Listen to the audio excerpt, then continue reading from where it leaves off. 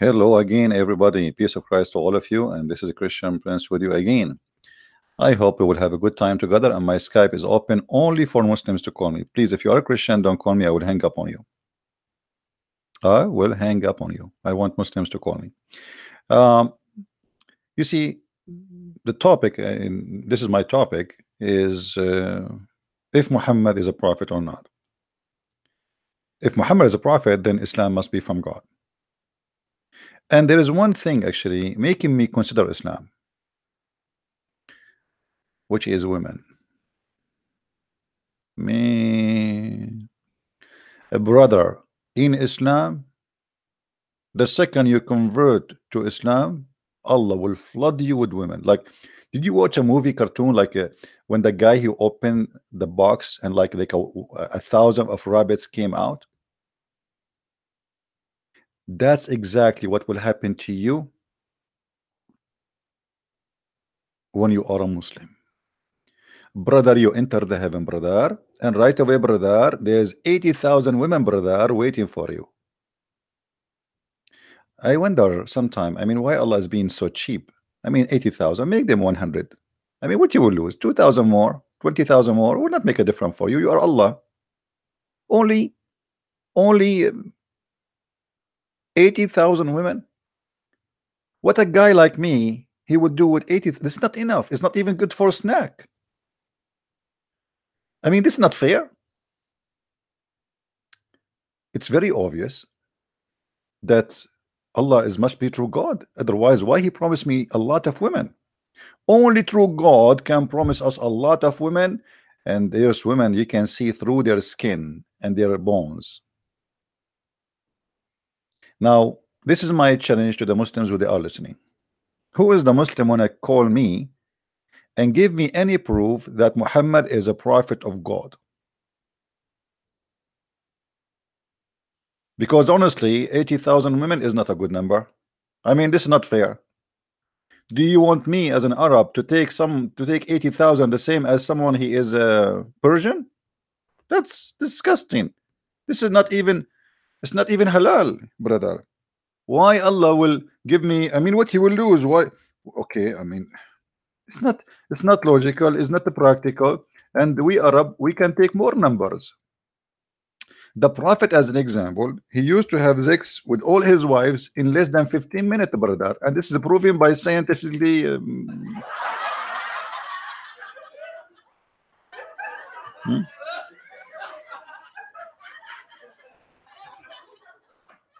Is that true? The Prophet, he used to do bing bong with all his wives in less than 15 minutes. I mean,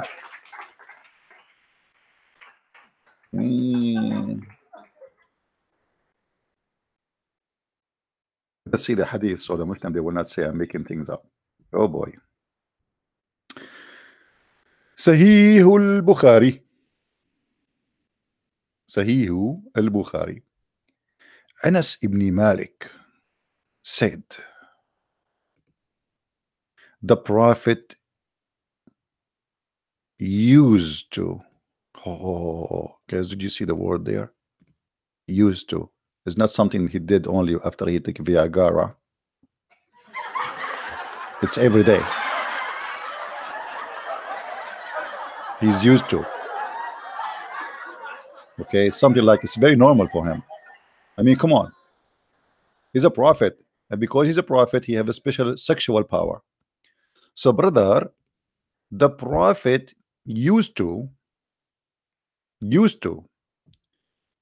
visit his wives. You see here, visit his wives, they mean having sex with them around during the day and the night. Man, this guy, he's like a rabbit. He don't stop. Prophet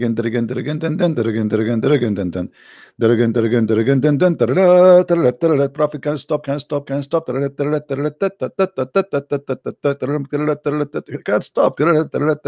Prophet is keep going. Allahu Akbar. The Prophet, he cannot stop. And now the Prophet, and they were 11 in number. This is when they are 11, not 13. I asked Anas, like the guy, he was like, what? Really? He said, had the Prophet the strength for it? Anas said, we used to say that the Prophet was given the strength of 30 men.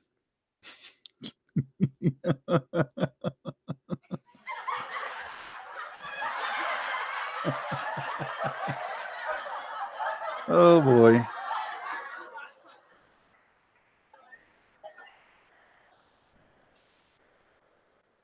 Be honest with yourself. When you go to buy a car, don't you ask them what is the power of the engine, how many horse? Here we go. The Prophet, he have the power of 30 horses.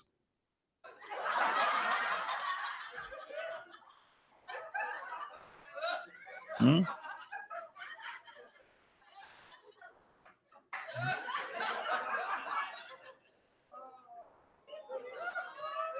And then show respect, please, show respect, show respect. And then we find the hadith where Muhammad he said, let me find the hadith for you first, that he was the most weak person between all mankind. Weak in what? Uh, weak in sex. Weak in sex. And then he invoked his God Allah, and he sent him a dish of shish kebab. Let me get you the reference so people will not say I'm making things up. And you know them. You show them the reference in front of your eyes. You put them in the screen. You read for them the number. You show them the page, Islamic page, and still they say to you, liar, liar. I love it. Oh boy. Let's see. Reference.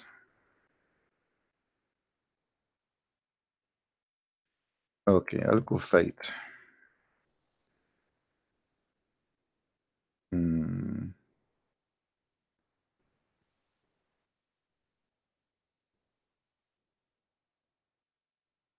Kufayt is the same as you say shish kebab, you know.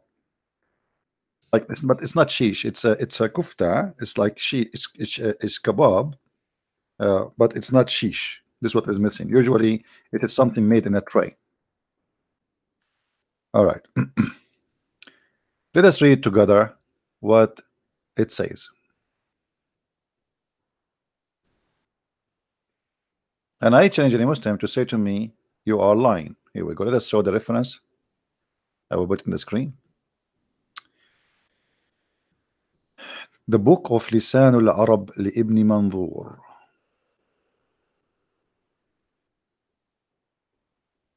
The Prophet.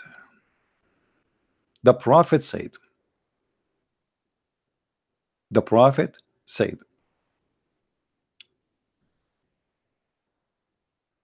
Oh, we went to a different place. Hold on. He said, أتاني جبريل بقدر يقال لها الكفيت فوجدت قوة 40 رجلا في الجماع. Translation.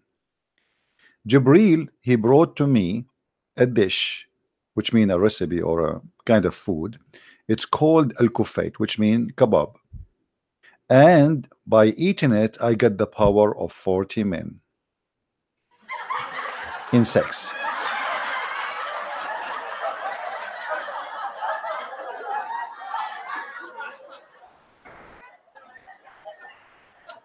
Do we have any Muslim have an objection? Any Muslim have an objection? Question. Why the Prophet, Allah, he sent him a dish of shish kebab to fix his problem in sexuality? Because according to the story, this is not all the story, by the way.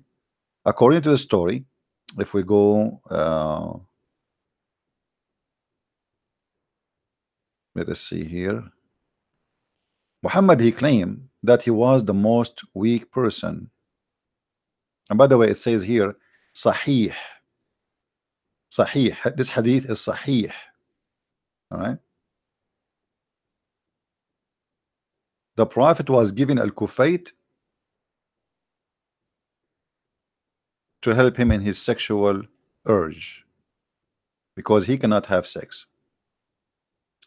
Any Muslim here, he have any comment, or he want to say to us what's going on? Why the Prophet, he was sent a dish of shish kebab by Allah, delivered by Jibril, to fix his sexual weakness? Anyone?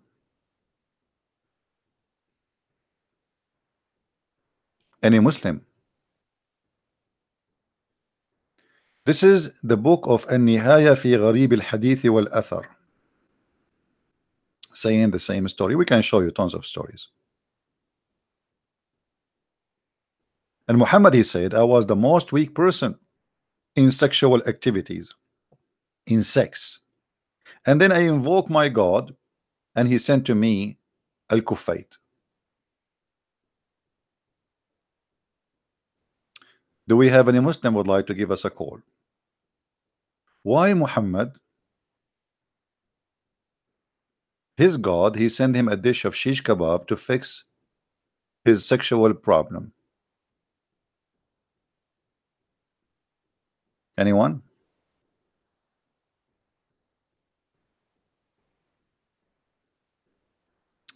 Actually, in different hadith, it says that even his daughter, she ate from it, and obviously she got the power of 40 men too in sex.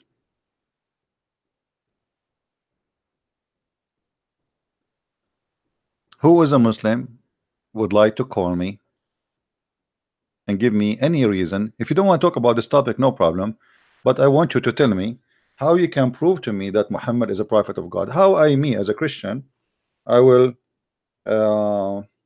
you know, I will enjoy my day, believing in Allah, worshiping Allah, if I see such a thing. Isn't it true the Quran says if Allah wants something to be, he said to it be, and it's going to be? So why he send him a dish of shish kebab to fix his penis? Any Muslim can tell us? Isn't it the Quran says kun fayakun? Be, and it's going to be. Here we go.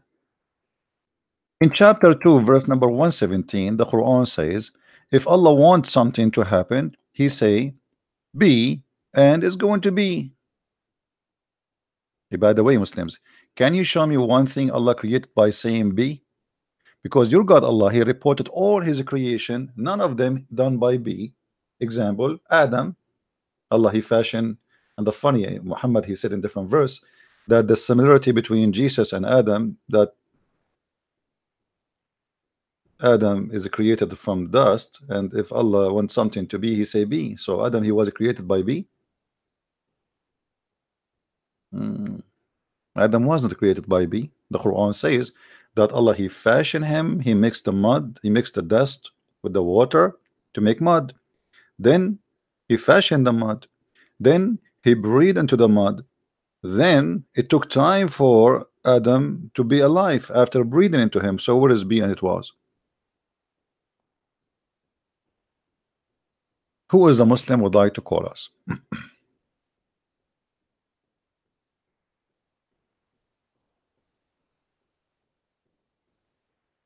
Why God he sent only human being to rely on them to defend the message? My friend, what do you want God to send you, a cow?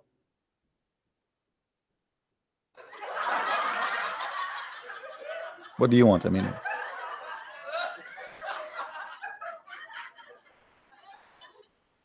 same time, we as a Christians, we believe that God he came to us himself, and that was the Messiah. So it doesn't matter what God sent to you, still you will make excuse, right? Okay. Do we have any Muslim would like to call us? Our Skype is open. Do we have any Muslim would like to call us? Mayday, Mayday. Who is a Muslim wanna call us and tell us one reason to believe in Muhammad to be a prophet of God? Is that because he have a child wife? Is that because he taught you to lie? Is that because he taught you bad manner? Is that because he told you to steal?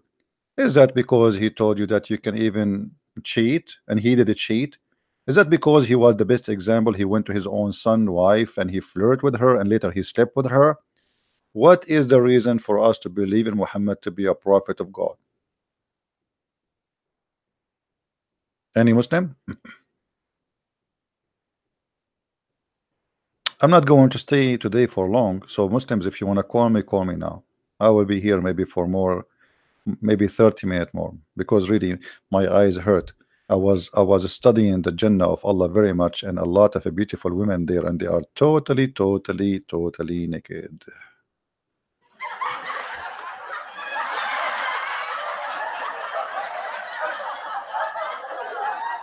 Any Muslim?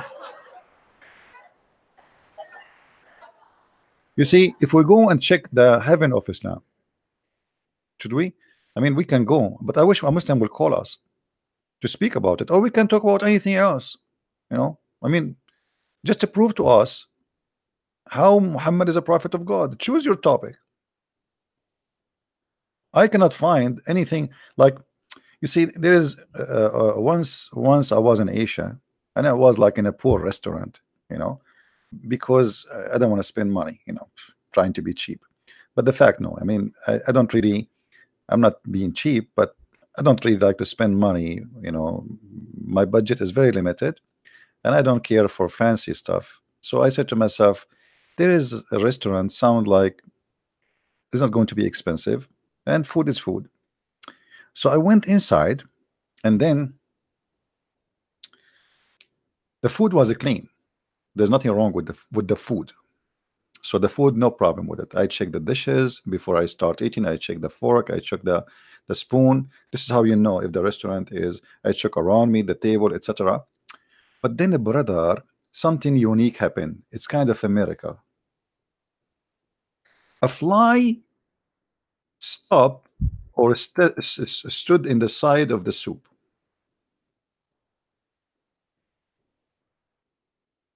And the fly fell down in the soup. And when this happened, right away, I remember an amazing thing. The prophet, he said. The prophet, he advised us a very scientific advice that if a fly fell down in your soup, dip it, and drink it.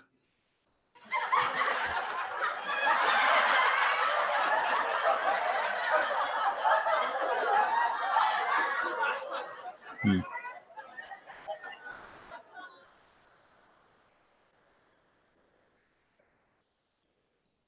Hmm. And guys, you don't know how yummy it was. I have to be honest here. I noticed that was very yummy advice. I mean, it is beyond your imagination. Uh, Muslim, they might say to me, where you get this from? This is Sahih al-Bukhari, brother. Hadith number 3320. I forgot we Arab. We should read from the right to the left. So it's going to be based in the Arabic language 0233. How the Prophet knew this? That in the right wing, oh, he did not say which wing. He said one wing, it has an illness, and the other wing has a disease. Brother, this is only a story must be coming from a genius. What happened? Muhammad is a very cheap man, and he is very savage. The fly fall down in his soup, and this guy is still eating, and the people are looking at him like, what are you doing? What the heck are you doing? Hello? Luke 19:27. Luke 19:27. Show me, explain me. Luke 19:27. Okay, my friend, I will show you Luke 19:27.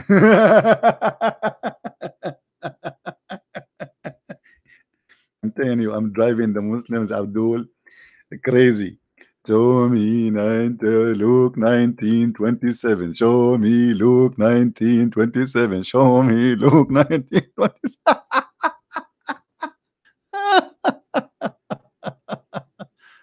Oh boy. Abdul, you just quote for us a verse, prove that Jesus is God, you idiot. You Muslims, you say, where Jesus says, I am God, worship me. The verse you are quoting for me is about Jesus being God. He will come in the judgment day and he will judge. And he will say, bring my enemies before me. He will say that to who? Let me read for you the verse before it and you will be surprised. I forgot you are Abdul. You did not even read you just get a verse and you are like, okay, let us make fun of the Muslim Christians. They say that Jesus teach love. My friend, in the judgment day, there's only punishments for the bad ones. The love is over. Because he gave you love, you return evil. If we go to Luke 19, and I'm very thankful for you, Abdul, for singing, give me Luke 19:27, give me Luke 19:27, give me Luke 9. I think the guy, he go home and he sleep and he's saying, give me Luke 19:27, give me Luke. Let us see what Luke 19 speak of. You will see here the Messiah speaking about him coming back. Amazingly, he is the Lord. So when you say to me, give me Luke, in the same time you don't want to believe in Jesus, ask yourself, Jesus coming in the judgment day, under what authority? He says, bring them. To who? To the angels. Bring them here.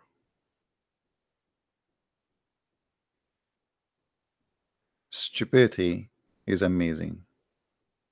Don't you Muslims believe in the judgment day that your God will burn people? Even the Quran says, you see, if that making you upset that Jesus in the judgment day he will slay his animal, the animal, the animal, the enemies. Hello? Speak English. Do you speak English?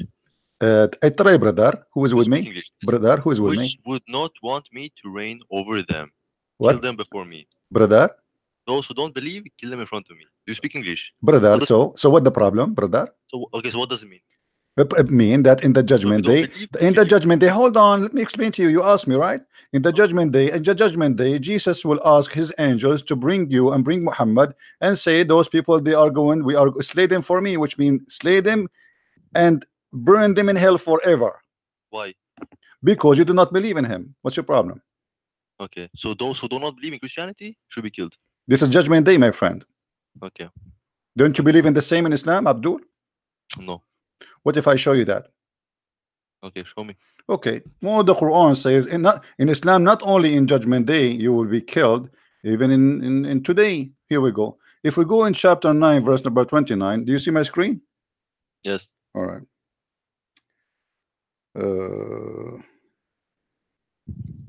Here we go. Thank you for calling, my friend. No problem. I'm very bored. I go to sleep soon. I want to learn something before I go to sleep. All right. Chapter 9, verse 29. Can you read for me, please? You read. I am not good in English. You said to me, do you know English? Okay, which chapter, sorry? Chapter 9, verse number 29. And the verse in the front of you on screen, if you can see the screen. It's in Arabic. I don't speak Arabic. I don't speak Arabic too. It's in English. Oh, sorry. Now I see. It's a delay. Yeah. Can you make it? Which one was it? 29. 29. Okay. Fight those who believe not in Allah, nor the last day, nor hold that for which has been.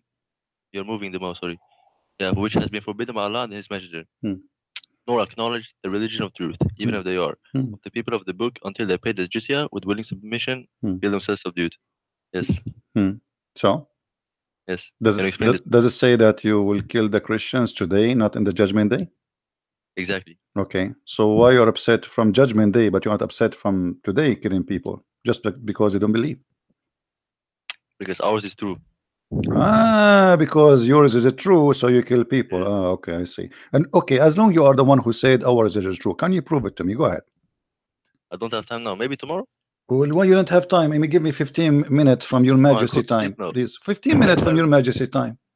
Just 15 No, minutes, please, that's please. not enough, bro. That's No, not no, enough. please. We are desperate looking for a Muslim. He can give us any proof. Just a proof, one proof before you go. Hit us, hit us. Give us a No, proof. because you will not believe it. You will not believe it. You're not what? You will not believe it. Oh, just tell it to me first. How you know? Are you God? How you know if I will believe or Bro, not? there are so many videos out there. They tell you truth, but you don't believe My it. friend, give me an answer. What is the proof that Muhammad is a prophet is God? Because is that because he said false prophecy? Is that because he said that you can cheat? Is that because he said you can lie? Is that because he said you can steal? Is that because even the Muslims they accuse him that he stole an underwear? Exactly. You're right. Or because he stole an underwear? This is make him a prophet? Yes, you're totally right. Sorry, man. That's wonderful, guys. The reason Muhammad is a prophet for this Abdul, because he's a prophet, was accused by the Muslims, not by the Jews or the Christians, that he stole an underwear. Totally. Totally. I'm good, Abdul, now. Okay, so why your prophet he stole an underwear according to you? As long you like you acknowledge that. What is the Sometimes we reason? need underwear. Sometimes we don't have. We need to steal. Okay, so your prophet you don't have one, so he stole an underwear. Okay, why now the Muslims don't go and steal another underwear, and instead of attacking the prophet and humiliating him, and then Allah he have to send a verse from the sky from heaven with Jibril. It says in the top of that, in the top of the delivery, it says top secret the underwear. Okay, can you prove to us Bible is the reliable source? Don't change the topic. No, why changing? Why changing? Bible. Here we go. You are the one who showed. Why Okay, changing? okay, Why okay, changing? okay. I will prove to you the Bible is the reliable source. Okay, you change the topic, Yes. no problem. Okay, If you prove me, I believe. no problem. I'm so glad that you know how to read English, Thank not you very like much. me. Okay, all right. Read for me chapter 2, verse number 89. Okay, it's loading. Let's see.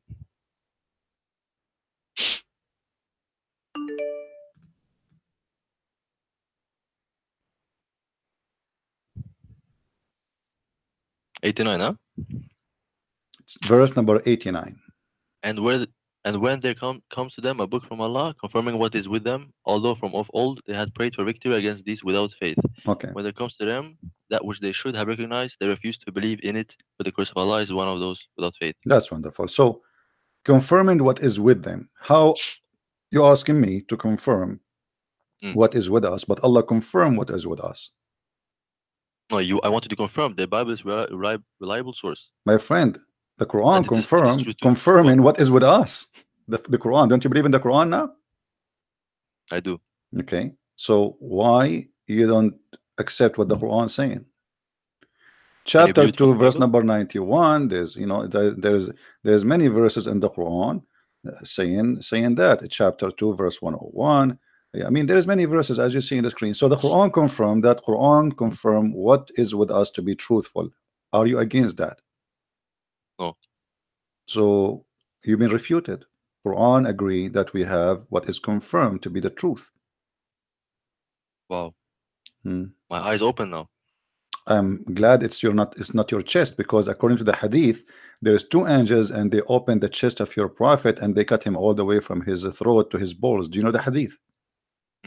And then they stuffed his balls, I mean sorry, his throat, with dish of faith and knowledge. It is from Bukhari, the hadith. Yeah, it's in a Bukhari. Yeah. What do you think about? I don't think Muslims believe in it. You don't believe in Bukhari, right? Bukhari is full of lies. Yeah, because it contradicts the Quran. I think so. Where it's contradicts the Quran? Where it says? Where is the contradiction with the Quran? Yeah, because it's man-made scripture. Sorry, where is the contradiction? Where is the contradiction between the story of cutting his throat and stuffing it with wisdom, dish of wisdom and dish of faith, and the contradiction with the Quran? Which verse? Can we see it in Quran that he stuffed all this stuff? No, but there's many things not in the Quran, but you Muslim believe in it. As an example, in the Quran it says you can do mut'ah. Do you do mut'ah? What is that? Mut'ah is you hire a woman to have sex with you, and you pay her. No, we don't do that. I don't think so. Well, this is in the Quran. Do you know anyone who does that? The Muslims. Muhammad. Where? It's in the Quran, chapter 4, verse 24. Show me. Yes, I will show you. Okay. Are we going to spend the day saying show me? Okay, I will show you. Yes. Right. Until I go to sleep. Okay. Well, I will let you go Maybe to sleep, my friend. You are a kid. Let your dad call me. Where is the other Abdul who was calling me? His name is Islam Allah. Call me, my friend. Call me. Let me call you. We want someone more adult.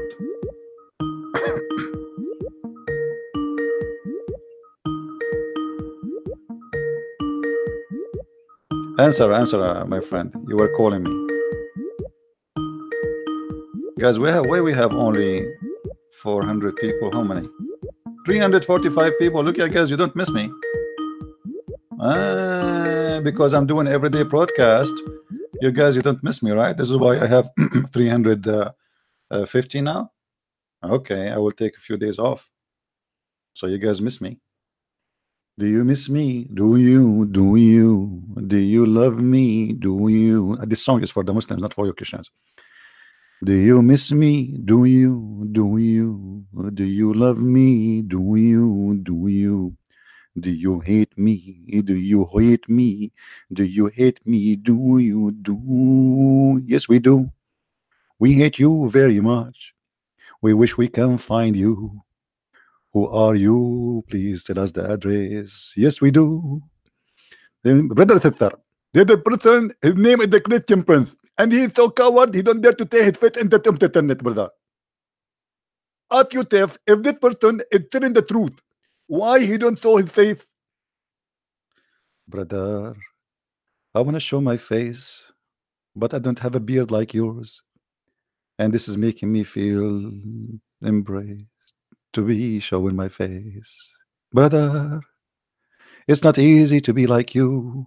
You are so handsome, oh you. Zakir Naik, brother, you can beat all of us, oh you. Do you love me? Do you? Do you? Unbelievable. Unbelievable. Mean man. Okay. Guys, don't block the Somali boy. Come on. Put yourself in his shoes. Don't, why are you blocking the Muslims? Admins, really, I'm serious. Don't block them. Anyone, don't use an aggressive language, don't block him. Even if he says, Christian Prince, you are stupid, don't ever block someone who say anything like that. As long as you don't go out of the line, don't block him, please. Otherwise, I have to remove you from the moderation. It's not enough that he is a Muslim. In the top of that, you block him. I mean, already he's blocked.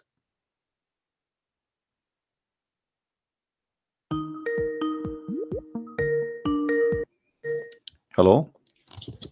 Hi, Sipi. Can you hear me? Yes, my friend. How are you? Hi, I'm fine.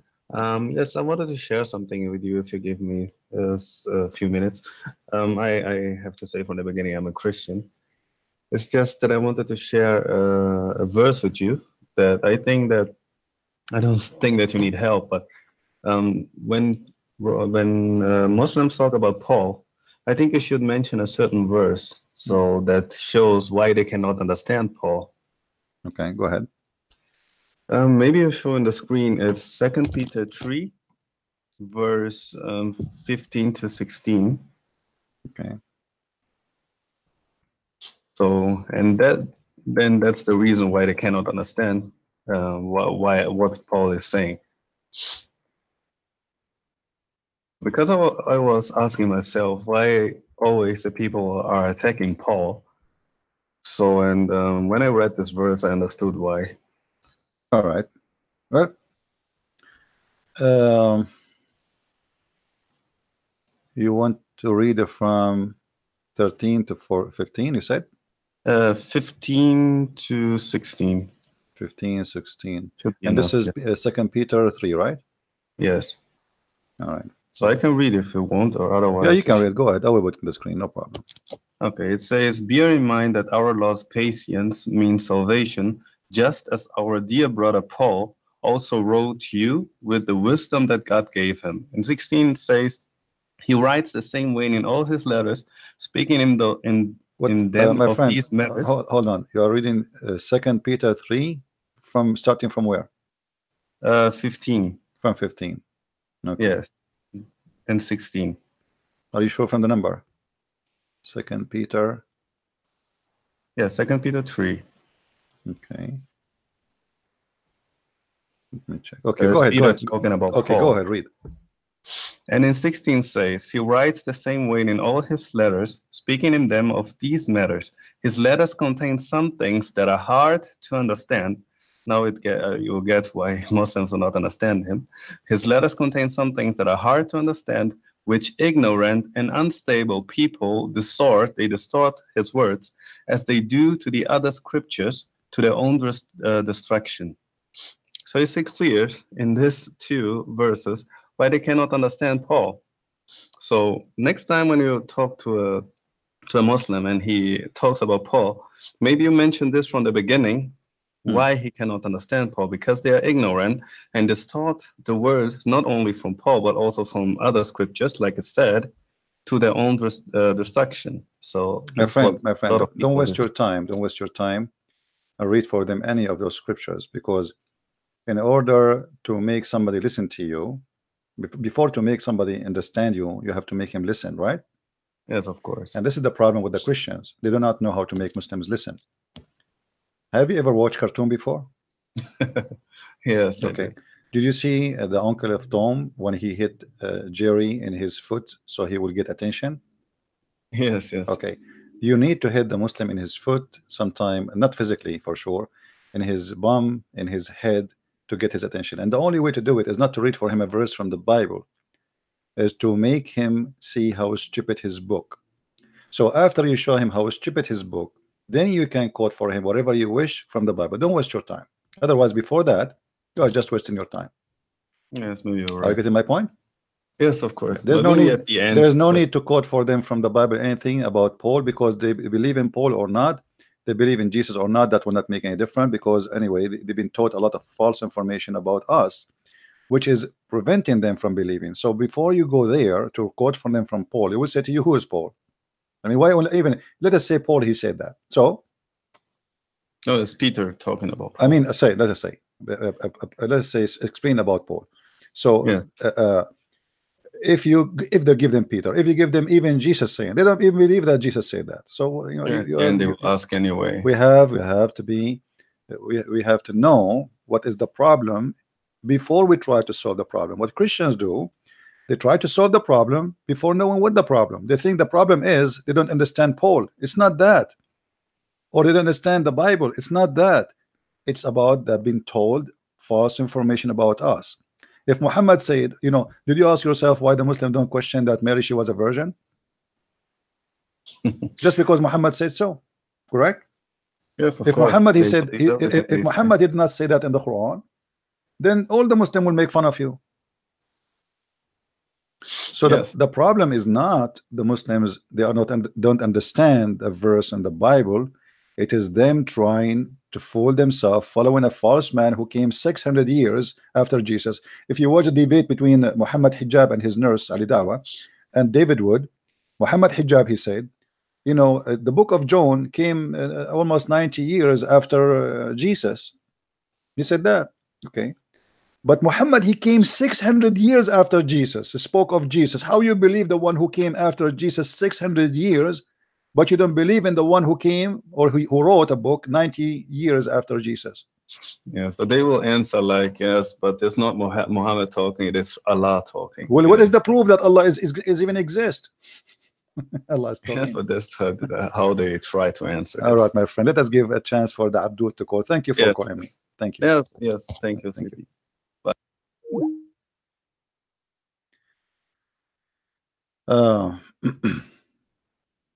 Here we go. We are here. We have our broadcast name is 10 reasons is Muhammad is the true prophet of God. But Muslims could not give us one reason until now. Oh, what we have in front of us, something funny, contradictions, lies, jokes, comedy. It's a total comedy. If I go right now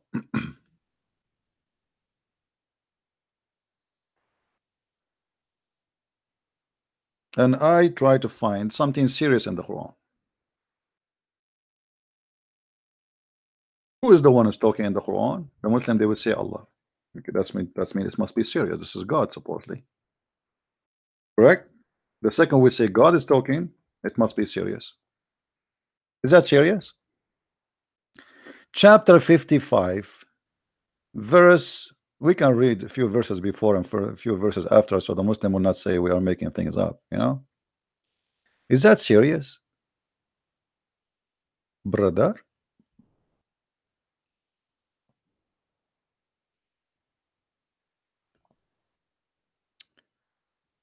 Who is a Muslim would like to call us and read for us those verses, because they are, I find them truly very interesting. Obviously this God must be true God. I mean, this is a truly a book of wisdom. Which translation, Muslims, you like me to read for you from? Yusuf Ali, Biktal, we have Burger King, we have McDonald's, we have Jollibee. I mean, which one you want? All of them the same stupidity. This is God is talking?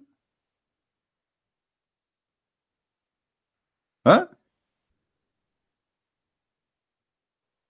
Brother, in the heaven of Allah, there is from every fruit two kinds.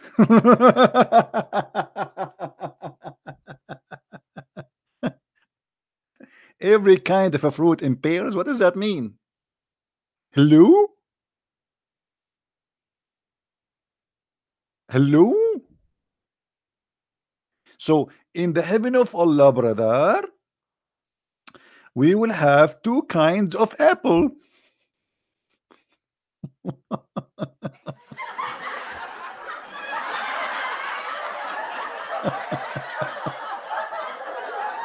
Oh boy.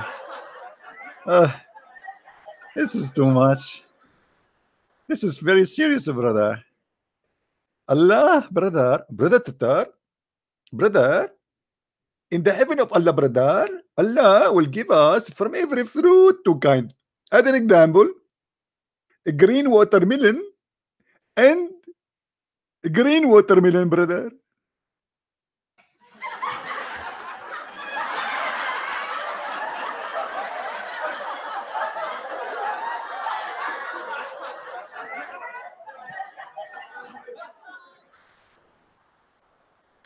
And what make it more stupid, it says here,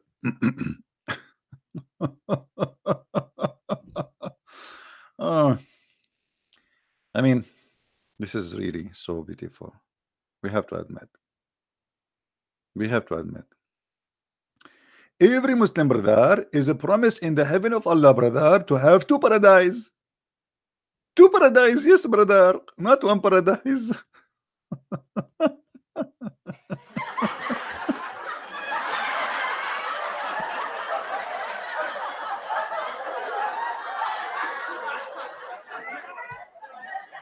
Question, brother. If they are one paradise or 10 paradise, what is the difference, brother?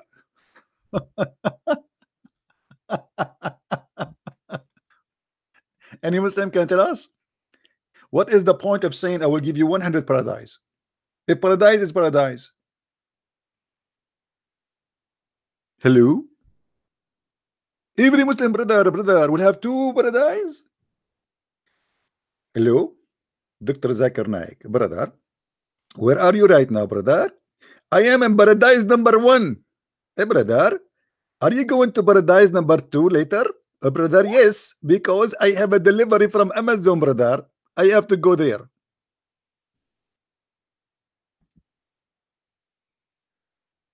Aaron, I can read your text and I can listen in the same time. I'm a multitask person. Unless Allah made me blind, as the Quran said. Brother, read the chat. CP, what is happening in the chat? Let us see. What's happening in the chat? I don't see anything important. If anyone would like to call me, call me. Don't give me, don't text in the chat and make yourself look like a hero. Hello? Here we go. My Amazon is open. Call me and explain to me. Allah will give you two paradise, brother.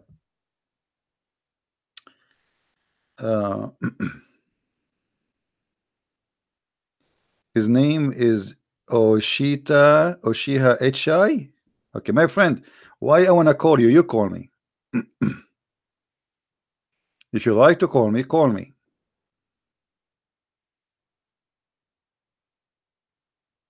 Go ahead.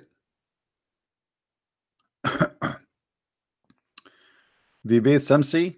My friend, your friend Shamsi, he changed his name. It is Shamshi. He claimed to be he's a lion, but he cannot find me. What 1-to-1? Are we debating here 10-10? Hello? What a potato, Shamshi. Who is the Muslim he dared to call me? Don't tell me call me. I will not call you. You call me. Any Abdul. You want to talk to me, my friend? Call me. So guys, give him my Skype so he can call. Okay, call me. Don't tell me I dare. I dare to call you. I dare to call you. I dare to call you. I dare to call you. Call me. I dare to call you. I dare to call you. Call me. I dare to call you. Are you going to keep doing this until tomorrow? As long you dare, I dare. By the moon and the star, I do dare. I swear, unbelievable. The logic of Abdul. He dared to call me, but he don't want to call me. Now we continue. You have respect for me, my friend. Don't respect me. Call me. As long you are a Muslim, call me. No problem. I don't care for respect. I'm not here seeking respect. The first respect you own is respect yourself, and then respect of people is not really important. What is going on? We will be in paradise with spreading branches? I mean, this is too much. Look like I have a paradise here. In the front of my window, we have a spreading branches already. Look like we are there.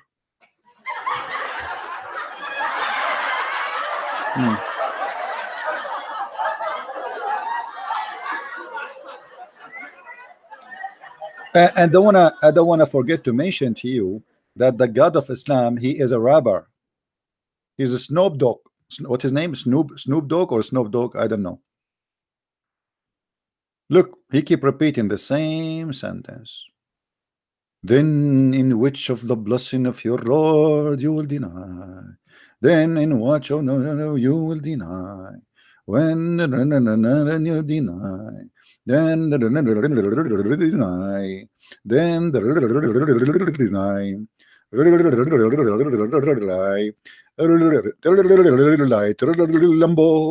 I used to watch Tom and Jerry before. Little light, Lambo. What is that? This is God talking? This is God talking. He keeps saying the same sentence. Once after once after once. Line. Lambo. Light. Point. Anyone remember Tom and Jerry, guys? When the uncle of the mice came from Mexico and he was playing guitar, and then each time the guitar lose a line, he steal from the cat mustache. Lambo. What is that? This is God talking. He have nothing to say except repeating the same word, the same sentence, exactly word by word, all over. What the point? What the point?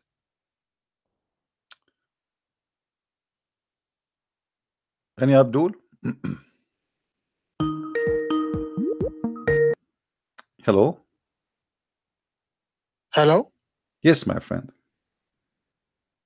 Hi, Christian. This is I'm not a Muslim. I'm a Christian. I just had a couple of questions to ask about. Okay. So Muhammad be racist to black people. Oh, Muhammad, you know, my friend Muhammad, he liked black people very much. This is why he forbid them from entering heaven. Not only that, Muhammad, he claimed that in order to enter heaven, there is a video, by the way, guys, you can go and search it. There's a video made by the D Show, and they have an imam from he have a PhD from Azhar University. By the way, when we say a PhD, people think this is somebody is educated. PhD is a piece of paper, does not really mean too much unless you prove your knowledge. So this guy in the video, he explained to you what will happen when you enter heaven. Before you enter heaven, Allah will give you, the angels will give you a drink. There's two kinds of water.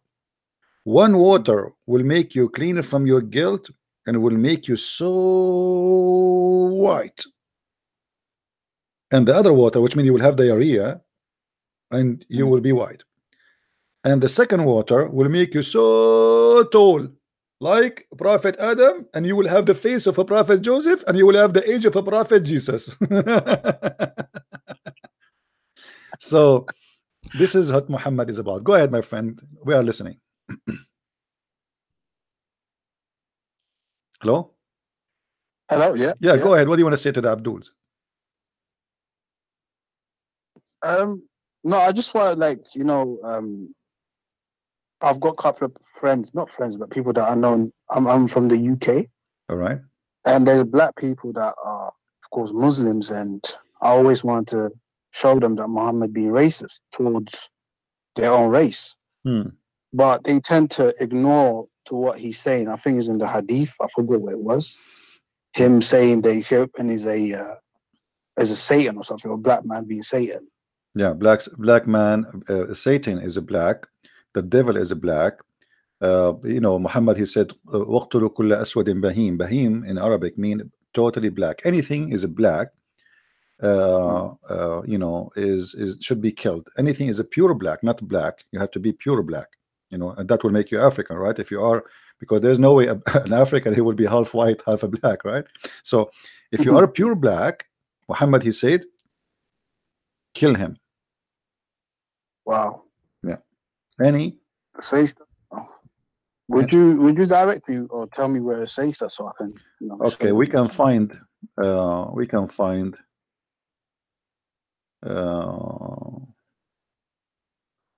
some, let us see. Yeah. I'm changing my topic, by the way. I know, I'm sorry. But it's okay. I pray to Allah for forgive you. All right. You see here,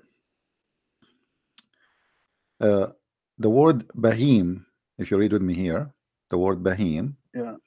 And I will try to find you the other hadith where I speak to kill anything is just Bahim. Here is speaking about the dog. But you will see here, says the Prophet, the messenger, he said, if we're not the dogs, we're part of a nation among the nation, Muhammad, he think they are a nation, then I would order to kill them, or that all of them to be killed. So kill of them, the one which is all black. This is what Bahim is. All right? All black. And in Arabic here, the word is mentioned is Bahim. So call al-Bahim, you see it here in Arabic. So kill all the dogs, no. The black dog, who is totally black, is the one should be killed. And here it's a very clear, you know, evident that Muhammad, he consider anyone, anything, any animal, any creature being a pure black is the devil.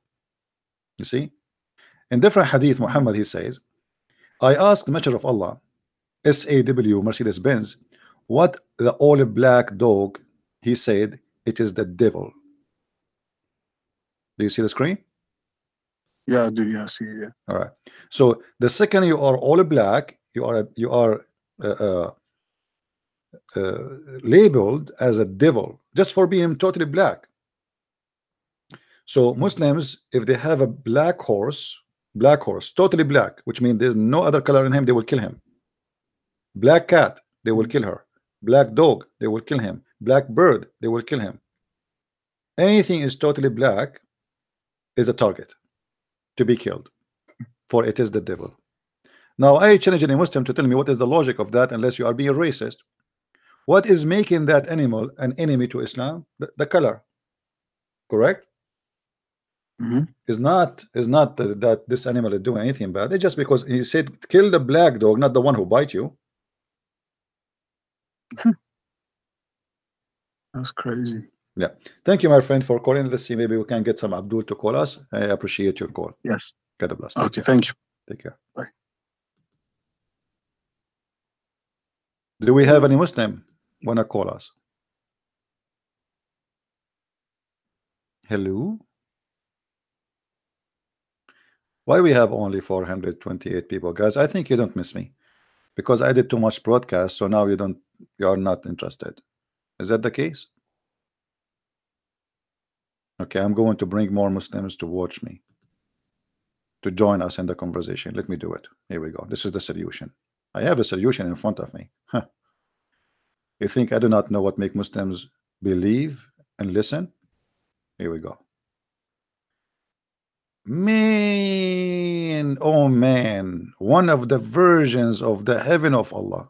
But the problem, she did not lose her color yet, because Muhammad, he said she is so white to the point we can see her bones.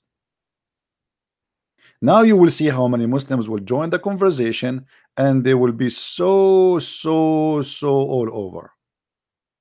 Here we go. We got you what you like. What do you want more? I am Allah, worship me. Hello? Hello? Hello? I mean, God, in order to prove to us that he is God, he have to promise us women they are so white to the point we can see their bones and the marrow of their bones.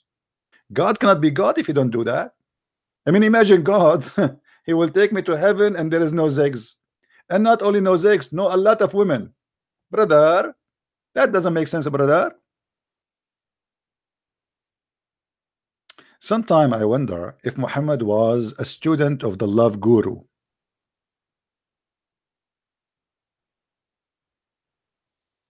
Hello?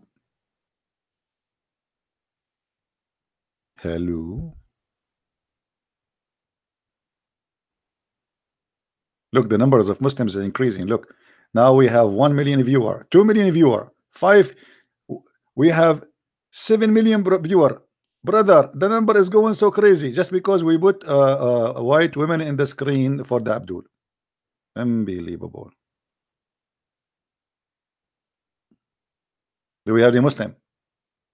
Anyway, I wasn't really planning to stay for long, you know. I want you guys to watch the videos I made previously. I made 2 videos already, correct? Don't forget, please, to watch them. And the purpose of our videos, I'm making short videos because it's easier to share, right? It's easier to learn from it, and it's easier to use and download. So we will make like a snack videos during the day, but still we will keep yes, my friend, you can call, no problem.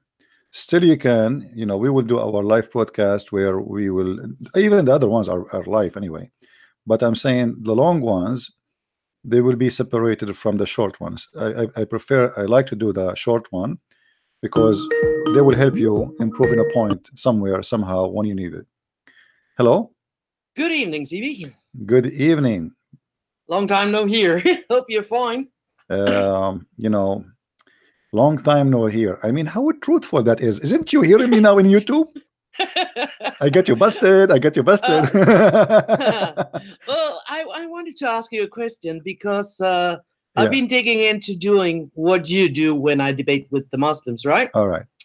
Trying to get them cornered, trying to bring them their own scriptures that they want to debate. What I need your advice about is, for instance, this morning I had a guy who said that I was lying when I said that he cannot have a Christian as a friend or a Jew. And he said, no, that's not true.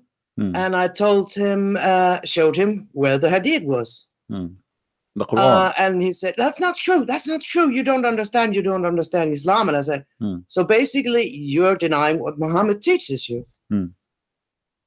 He said, yes, okay, maybe I'm doing that. Then you're not a Muslim. Okay. And then he started wanting to talking about Jesus. I said, no, you have to answer me. Are you denying what Muhammad teach? Okay. And then he was back again, jumping around all over the place like a firecracker and telling me that I don't know what it is. And then he said, well, it's because you do not understand basic Islam. And I said, can you just for 1 second read what it is you said? You said you're denying what Muhammad said, that means you cannot be a Muslim. Have you any suggestion what to do in that situation? No, you know, when a person he go in denial, he decide not to say the truth. What he can do about it? I mean, that's it. The guy he decide he will not believe. He will make excuses. That's it. I mean, he is playing games. But this is good thing because obviously he is feeling ashamed of his book, and this is why he reached the point of denial. Yesterday, I have a person who called me and he said the same. He don't believe that Allah is the one who made that mistake. Obviously, it's somebody else. When we showed him that Allah, he said that women they have sperm coming from the ribs. So I did not continue talking to him because now he reached the point where he noticed that Islam is stupid. But he is in the point of denial because this is very normal. You know, imagine I'm showing you how stupid what you believe in. You are worshiping a God for all your life, and suddenly you notice that he is crazy God. So what you will do right away, you switch the mood of defense and you go in denial. You say you don't understand, but he cannot explain to you what you don't understand. He cannot tell you what's wrong. He cannot go engage in explanation of something you just gave him because simply he do not know what to say. So right away he switched to speak about Jesus, maybe Bible, maybe Trinity, maybe right away. This is why the Muslims, when they call, you will notice a Muslim, I'm talking about tomato, he want to debate me about the Trinity. All of them, they want to debate about Trinity because they think that this is the only topic Islam can stand for, but even that one does not make sense and Muslims cannot prove it. Muhammad was not a person who worshiped one God, obviously, even though the Quran says you worship Allah, but Muhammad, he kisses stones. Muhammad, he ordered Muslims to bow down in front of a stone. Muhammad, in the satanic verses, which is approved by Muslim books, he asked the Muslim to intercede using the three daughters of Allah, Allat, Al-Uzza, and Manat. Muhammad, he have no problem to consider that touching stones is going to erase your sin. So a person who believes in God and God is the only one who can forgive sin, then how Muhammad say if you touch black stone and the Yemeni corner will forgive your sin? So in order to be a person who is believing in oneness of God, you have to be consistent with that belief. And consistent mean that you cannot say if I touch a stone or I kiss a stone that will forgive my sin. You cannot say that touching a stone or kissing a stone is part of my act of worship because this is idol. You know, this is what idols worshippers do. Yeah. So Muslims, they think that they have one God to worship, but the second we start to question the nature of this God, we find it's funny, very stupid. As an example, the Muslim, they refuse Jesus to be God because he's a man. But if you go and check the hadith and the description of Muhammad about Allah, even the Quran, Quran says Allah have a shin, you will find that Allah is a physical being, he have no spirit and he is not a spirit, and he have two hands in the right side, he have a foot, he have a shin, he have a face. So who is Allah? They say we do not know. All what we know that Allah is have hands, Allah have 5 fingers, Allah have a foot, Allah have a shin, Allah is a physical being. But Allah is not like anything. But my friend, I am not like anything too. According to even science, every individual of us, nothing like him. Even snow, the snow, when it starts snowing around you, according to science, every flicker of snow is not like the other one. Not even one of them is exactly the same. Imagine. So does that mean the snow is God? So Muhammad, he copied things from the Old Testament, nothing like God. So okay, now the Muslim, you asked him how Allah have what do you mean Allah have a shin? Why Allah have a foot? Okay, Allah have a foot to do what with it? To put it over the fire. To put it over fire or to play football or European football. So when you say to me that your God have a foot, you need to explain to me, and you need to okay, Jesus came to us as a man because he was between the mankind, so he's, you know, he looked like them, he merged between them, he talked to them as a man, he appeared to them as a man. But Allah have a shin to do what with it? He have a foot to do what? Why he have 5 fingers? What Allah will do with the hands? I mean, if Allah, he can say he can do everything by saying be, why he need the hand? The hand is something to do an action, you know. The hand in Islam is not a metaphorical thing, it is a physical thing. And because of that, then we have to admit that Allah is and the Muslims admit, actually nobody deny that Allah is a physical being. But all what they say, he is not like other physical being. And the second you say that Allah is a physical being, then Allah have to occupy a space. Correct? Yeah. Because if I am 4 meter tall. By the way, I'm not 4 meter, I'm 5. I am 5 meter tall. Okay, that means I occupy a space of 5 meters. So Allah is contained inside a space, but the Muslim, they say to us, Allah cannot be inside his creation. Even the hadith says that Muhammad, he said that above Allah is air and underneath of Allah is air, which means he's inside the air.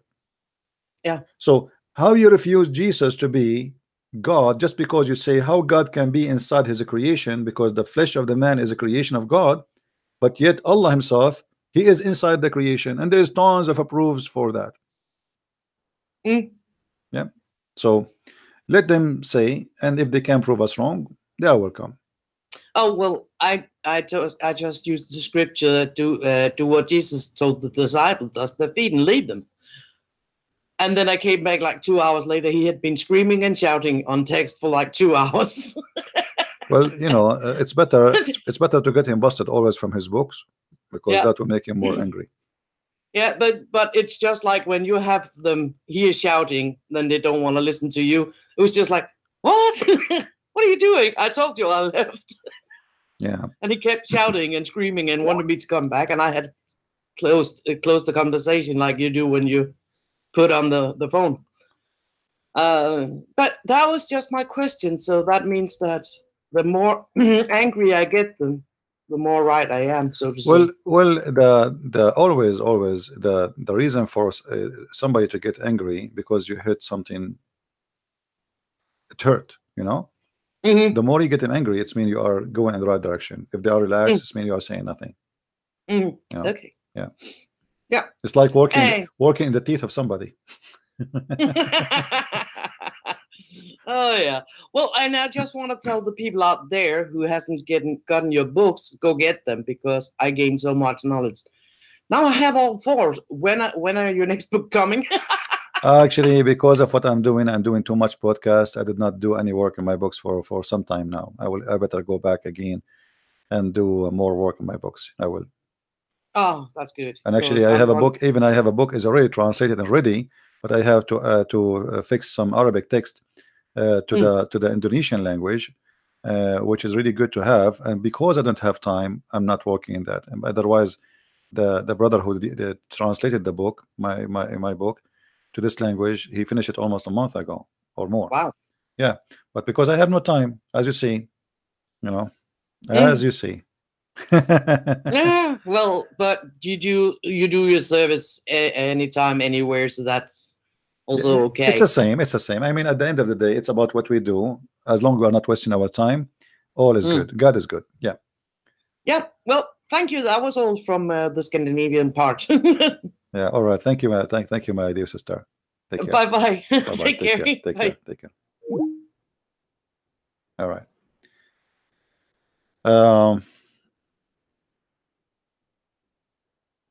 The book on Paul. What the book on Paul? I'm not sure what do you mean.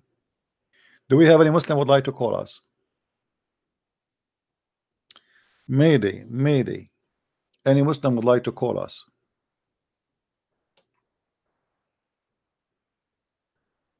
Okay, Salada. If you speak Croatian, text me in Skype so we can see how you can translate. Anyone can translate. You can text me and see what you can do. But remember, translation is not easy. You might volunteer now and later you say, oh, this is too much.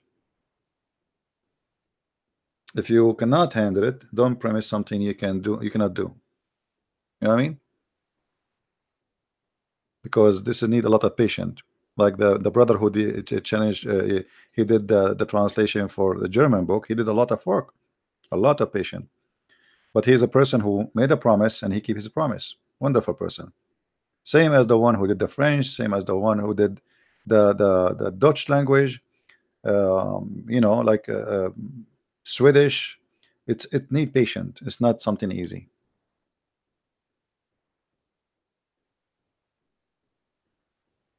You can always get your Deception of Allah from Amazon .France or .Germany, you know. I think it's free shipping. Basha, I don't know.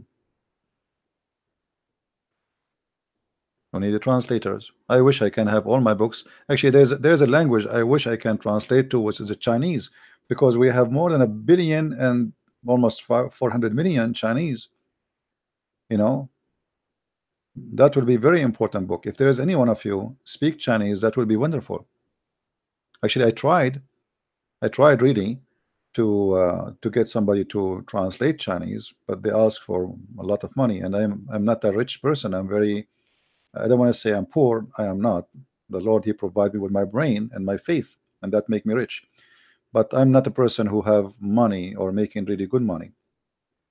So I have to be only with the help of somebody do volunteer work. As simple as that. Well, if you are Chinese, listen to my Chinese, my friend, and tell me how good is my Chinese. Ching pong, hee haw, hee haw. I was saying to you, in the name of Allah, the most mercy, the most merciful. I don't speak Chinese, sorry. If you know Chinese and you like to translate, let me know. Text me in Skype and let us see what we can do. All right, will be wonderful. Do we have any Muslim? Any Abdul? Hello?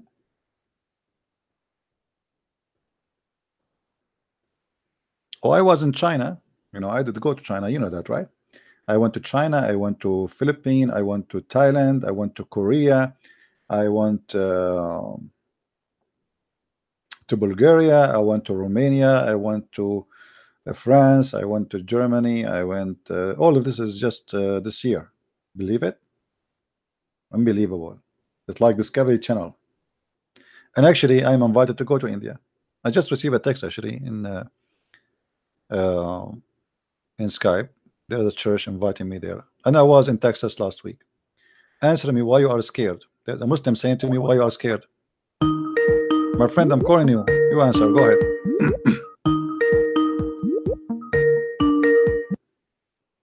Hello? Hello? Hello. Yes, my friend. You try to call me and you are saying to me, I am scared, right? Shamsi wants to debate you. Why are you scared? Samsi? Who is Samsi? No. Don't be funny. Answer the question. My friend, I made a video challenging Samsi to name his day and to name his time to debate me, and the coward, he said he will not debate me. Where? It's Not in behind the it's in computer. YouTube. Go and watch it. Not behind the computer. He wants face to face. Not Like on men, like lions. my friend. I debate always. Like lions. Hold on. He's a lion. Don't be a fool. Did you see him? Did you see him running Don't from Jacob? Jacob, he chased him in the corner, in the speaking corner. Do you know Jacob, brother Jacob? He chased him, and Shamsi, he run like a cat from place to place, and Jacob go after him. Hey, Shamsi, where you go, Shamsi? Shamsi, I want to talk to you, Shamsi. And here go, Abdul. The one is hiding is Allah and your prophet. It's your prophet. It's your prophet is a coward. It's your prophet, the coward who ran away and he hid between the Jews in the city of Yisrael. Is that correct? No. He's a warrior. You're a woman. He's a warrior. Since when? The coward. When he was without men, he was a potato. Even a man. Do you want me to show you that a man, he asked him to sleep with his wife, and Muhammad did not dare to say to him, shame on you? People want the. Do you believe it that Muhammad, a man, he said to him in his presence, in front of his wife, I want to sleep with Aisha, and Muhammad the coward, he hung up. Samsi, brother, if your brother Samsi is sure from crushing me, he will be so happy to call me, because who care how you crush me? Isn't he a lion? Wow. Your Shamsi is not a lion. He's a cow.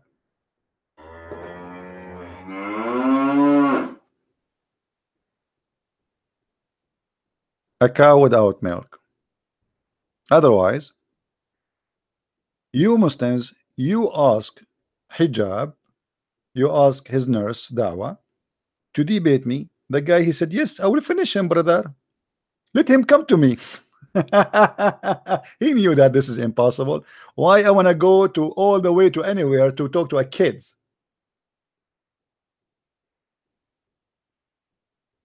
Right? Let him come to me. What does that mean? Same as Zakir Naik, the potato. We challenged him for debate. He asked me to bring 2,000 people with me. Not only to come, this guy, he had 2,000 people more. Yeah, they are kids. You see, if you watch the debate between David Wood and this kid, Hijab, you will see how stupid Hijab was. He's just a kid. He started even singing. You believe it? This is official debate. We're not like having fun in the internet. Official debate on the stage, and he never answered any of the questions David Wood he gave him. You see, I don't agree with many things David Wood when he do debate. You see, but David Wood is doing his part. He did his part. Actually, he hit him with a very, very, very tough questions. How Hijab he avoid the questions? He did not answer. Like as an example, when David Wood he says, "You Muslims, when Muhammad he spit, you go and you collect his spit and you wipe it over your face." How Hijab he answered? He said, "If everybody spit, hold on. If everybody spit, that's making God. Here we go. I'm spitting. What is the answer? This is the most silly, comedy, stupid answer. The guy he just accused you that you are collecting the spit of your prophet and wiping it over your face, and he have the reference, he have the proof. And you say to him, if he's spitting making me God, I will spit. Stupid. This is not even a child. It's not like even 9 years old talking. Answer him. Why you are collecting the spit of your prophet and wiping it over your face? If he is not your God, if he is just a man, if he is just a prophet. You know what I mean?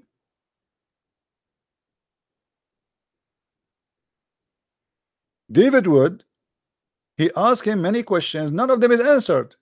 It's very childish. He's a kid. And this is why I say people like those, they need someone like me. Why? Because I am the best to teach kids how to behave. David Wood was kind, treating them with respect, being a professional, and controlling himself, not to go down to their level. But my friend, when you speak to a savage one, you cannot stay. I mean, you cannot win a war with a savage if you don't go savage too. As simple as that. This is truth. You cannot. It's impossible. Because you have to go down. Imagine you're going to fight with the pig, and you don't want to go in the mud. And the pig in the mud saying, "Come to me if you are a man. Come to me if you are a man." Right? And this is what this guy he was doing in the what it's called debate. He said, "Show me, silence me, show me," and he moved his finger like, "Show me," like a bunch of kids. Silence me. Can you show me? Can you? Hello. Yeah, hello, Christian Prince. Hey, my friend. Abbas. Hey, I called Abbas. you on Monday, and ever since I'm being blocked. My friend, if you are blocked, you will not be able to call me. What did I do wrong? I mean, can't you take criticism? My friend, if you are blocked, you will not be able to call me. So don't lie. No. This is my daughter's account I'm using. Okay. Maybe you said something wrong. I don't remember you. Maybe you said, are you the one who said the F word the days ago? Oh no. I would never say that. Okay, go ahead. What do you want to say to us? I would say that to you. You are a hypocrite, and I'm going to expose you as a liar. So I was blocked. Okay. I thought you have a thicker skin than that. My friend. Let us go to business. Expose me. Go ahead. Well, as you were saying, I come down to your level now. Okay. To debate with you, just for the betterment of some people. Mm-hmm. And I am a layman. I told you before, but as I said last time, I want to expose your lies. If you allow me, is that all right with you? Go ahead. I'm listening. Okay. Now, I heard you talking to somebody a few weeks back. And there was a Muslim guy who converted to Christianity, and I feel very sorry for him. Okay. And you actually tricked him with the weak hadith, and then you made a lie on that hadith. So I want to know, if I'm wrong, correct me. The hadith is regarding 72 companions you're going to have when you're going to paradise, and you're going to have eternal, what do you call it? Your private part will be never go down. Right. It will never go limp. Yeah. That's right. That's a weak hadith in Ibn Majah. You know that. Okay. Do you know that weak hadith is accepted? Yes or no? Not always. No. If weak is backed by authentic, yes. Weak by itself is you can. How it can be weak and it's backed by authentic? Because if it's backed by authentic, then we have the authentic. We do not need the weak. No, but that's why weak is there. So if there's authentic there, so you can back it up and you can just leave it there. But okay, my friend. If this hadith, are you saying this hadith is totally rejected? I wasn't saying that. Let me finish what I'm going to say, please. Let's say, for the sake of argument, this hadith is authentic. Yes, but the problem is not there. Problem is further, that you lied. In what? You said to that guy, you said, 70 women will come from hell and 2 from the Houris. He said, yes. You said, do you know what kind of a women go to hell? And he said, very bad women. And then you say, no, prostitutes are in hell. So 70 prostitutes will come in paradise, so you can have a lot of sex because they're expert on that. Now my question to you is, you're supposed to be a learned man, not ignorant. Are every woman, according to Islam, who are in hell, are they prostitutes? But your Quran, your verse, here, the hadith describe that they are special women. Do you see that or no? Special in what? They have nice breast and nice vagina. Is that hadith saying that? It says that in front of you. Whom will have desirable front passages. So good women do not have desirable breasts. Okay, thank you very much. So why you're hold on. What kind of a qualification those women they have to go out of heaven? What do you mean go out? Did your prophet mention that those are women who they are good? Obviously they are in hell. They are in hell for what reason? They are in hell for what reason? No, you say go out of heaven. What do you mean? My friend, go out of hell to heaven. What is the qualification made them go out of hell to go to heaven? What are the qualifications? Let's teach us then. What was the qualification? They were in hell. Well, here we go. You see, the same qualification. Obviously, the one who take them to hell is the same qualification taking them from heaven, from hell. Because if your prophet described that those women, nothing about them is good, except they have a nice breast and nice vagina, then that is mean this is what they have in earth, and this is what they were using. Otherwise, explain to me. It could prove me wrong. Prove me wrong that those women are good women. Prove to me that they are good women. No. Listen, CP, you can't play these games with me. You know what? I am a layman, but I'm from Speaker's Corner as well. A real layman. And you asking for these guys, Shamsi and Hijab, who can really can crush you in minutes. But if you're controlling it, of course they can't. Like you're controlling everybody. And this is a silly argument. You cannot do that to me. I want to read that hadith. Yeah, you're putting your words into hadith, and that's exactly what you do all the time. You put a little bit of your words to twist things. We are talking about the women of hell. When this hadith say they're going to come, why they are in hell? Why are they in hell? Okay, tell me one thing. Listen, I'm not attacking you or anything. Let's say there's a very decent Christian woman, go to church, they do a very good thing, or very good Hindu woman. If that woman is a very good Hindu woman, very pious Hindu woman, according to Islam, she's going to go hell. You agree? No. A good pious Hindu woman, according to Islam, is not going to go hell. Proof. Give me a proof. Show me a proof. Well, you mentioned the Christian too, because the Christian, according to your prophet, and Hindu, I say Hindu as well. Your prophet, he lied. Once he said that the Christians and the Jews and the Sabian, who they are the same as other religion, worship stars, they will go to heaven. Okay, what that means? That means there's many people will go to heaven. So there were Christians and Jews and Sabians. They lived before Muhammad Sallallahu Alaihi Wasallam. But he was not talking about people who lived before. He was talking about those who believe in Allah and the last messengers and etc. and the Jews and the Christians and the Sabian. He was speaking in the moment. Right? I don't think he was talking about the present tense. He's talking about the people of Jews, Christians, Sabians. My friend, he was talking to people who they are. When you say he didn't say the Jews who pass away. He didn't say the Christian who pass away. He said the Jews.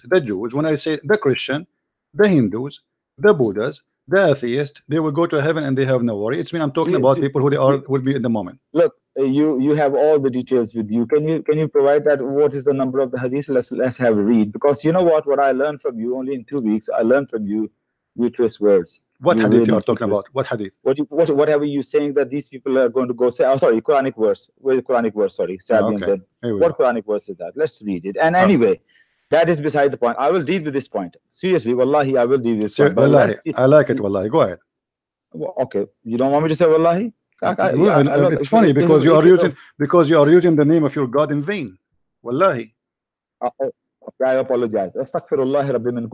See, here we go. I apologize. Hypocrisy. Okay, thanks for correcting. Chapter 2, verse number 62. Chapter 2, verse number 62. But I say we will deal with it. But first I deal with, let's say, the Hindu pious woman. Are they going to go hell according to Islam or not? They will go to hell? According to Islam, the good pious Hindu woman is going to go hell, yes or no? Nothing mentioned in the Quran that they will go to so hell. Use your imagination then. Well, if she is, maybe I don't know, maybe if she have a nice vagina, she will go to heaven, as you see. Prove me wrong. Prove me wrong. Why your God never mentioned the Hindus? Did your God Allah mention? Did your God Allah mention the Hindus or the Buddhas? Guys, okay, I'm going to speak on your behalf, guys. You guys know that he's busted. That's why you couldn't answer that. Anyway. You answer it. Prove it to me. Here we go. Get me busted. Where in the Quran your God Allah spoke against the Hindus and the Buddhas? Some things are so obvious that. What do you mean so obvious? Why Muhammad? Why Muhammad? He think the whole world is Jews and Christians. Why Muhammad? He think. Why Muhammad? He think all the world is Jews and Christians, or they are the same as Quraysh. Quran doesn't even mention the Scientologist people where they're going to go. So why he did not mention? Why he did not mention?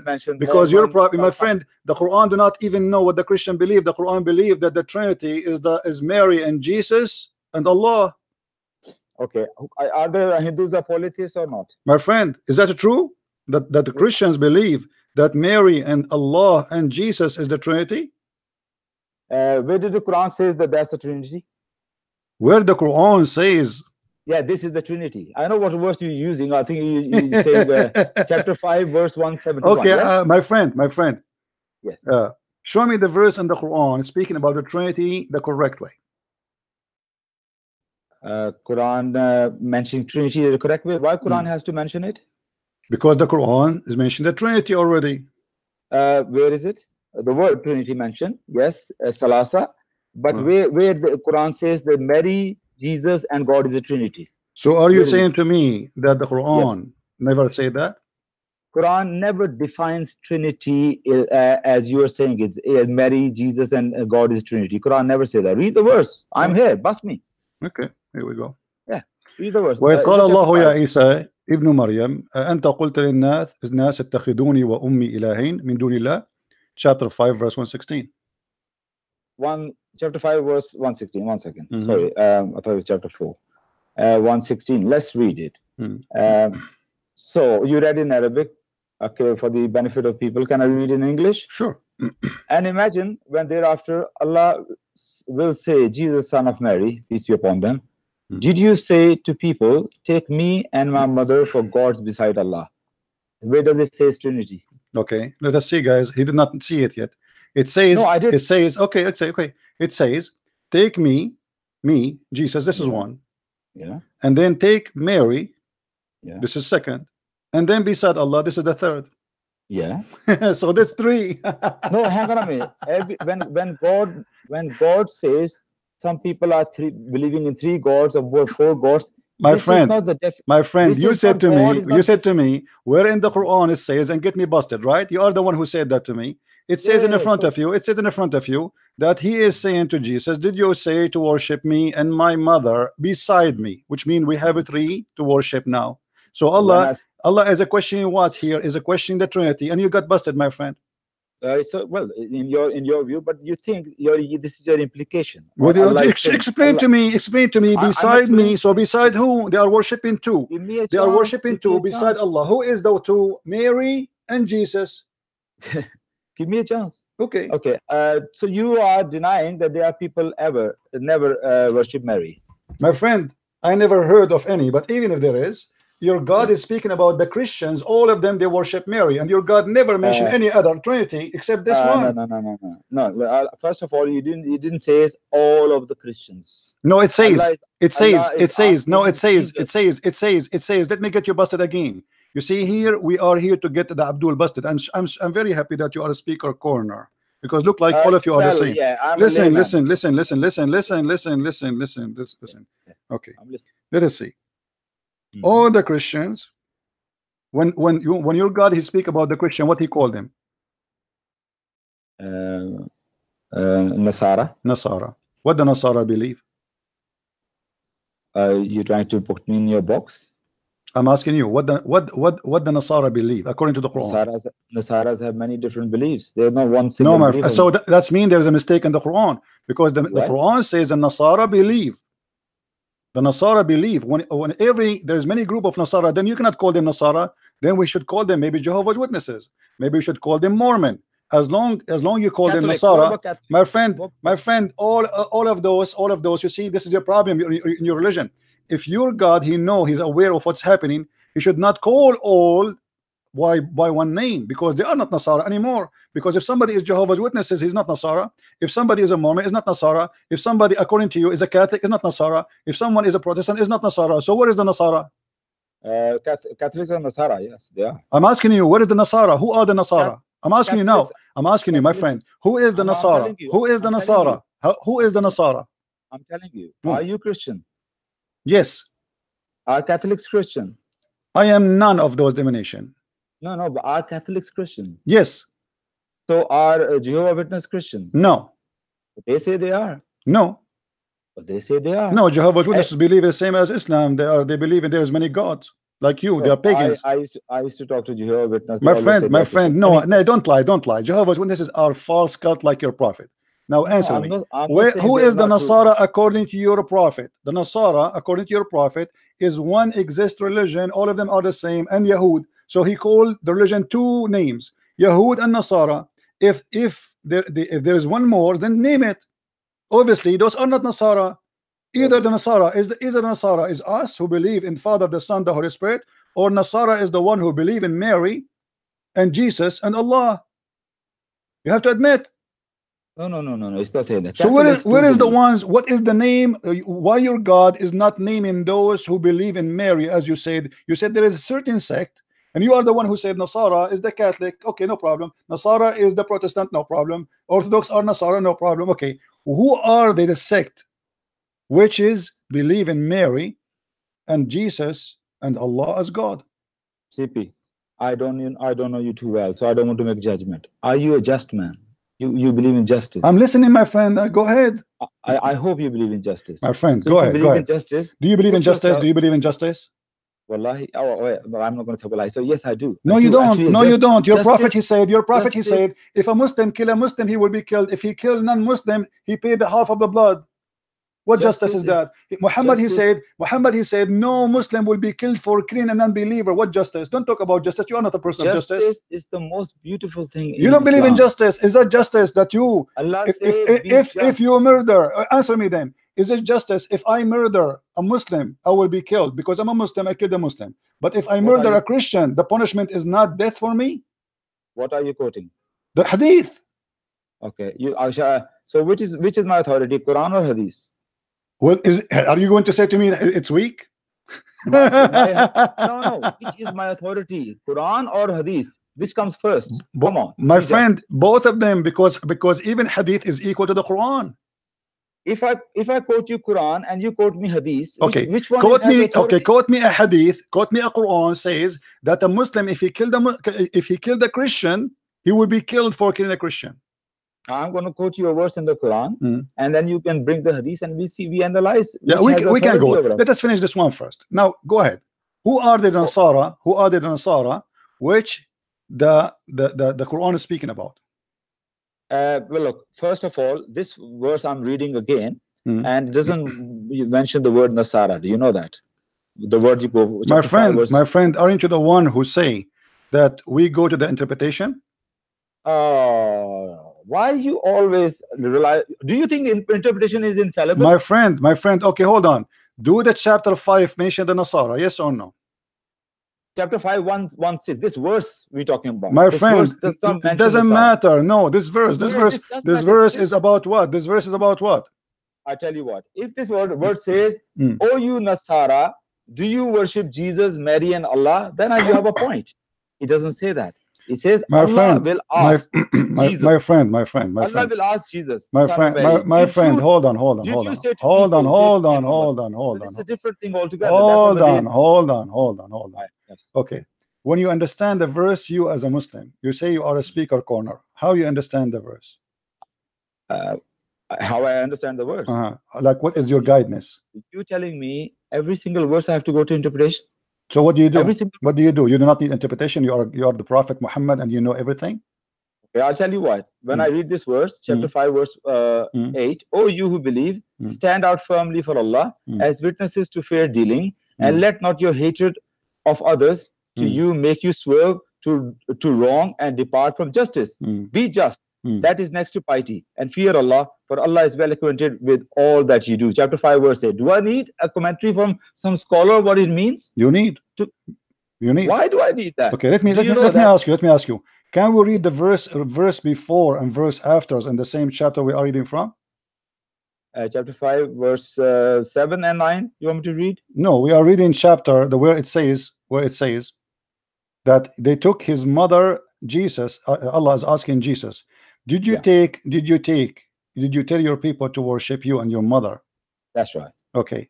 Beside Allah, can we read verses after it, please, so we can see Allah's talking about who?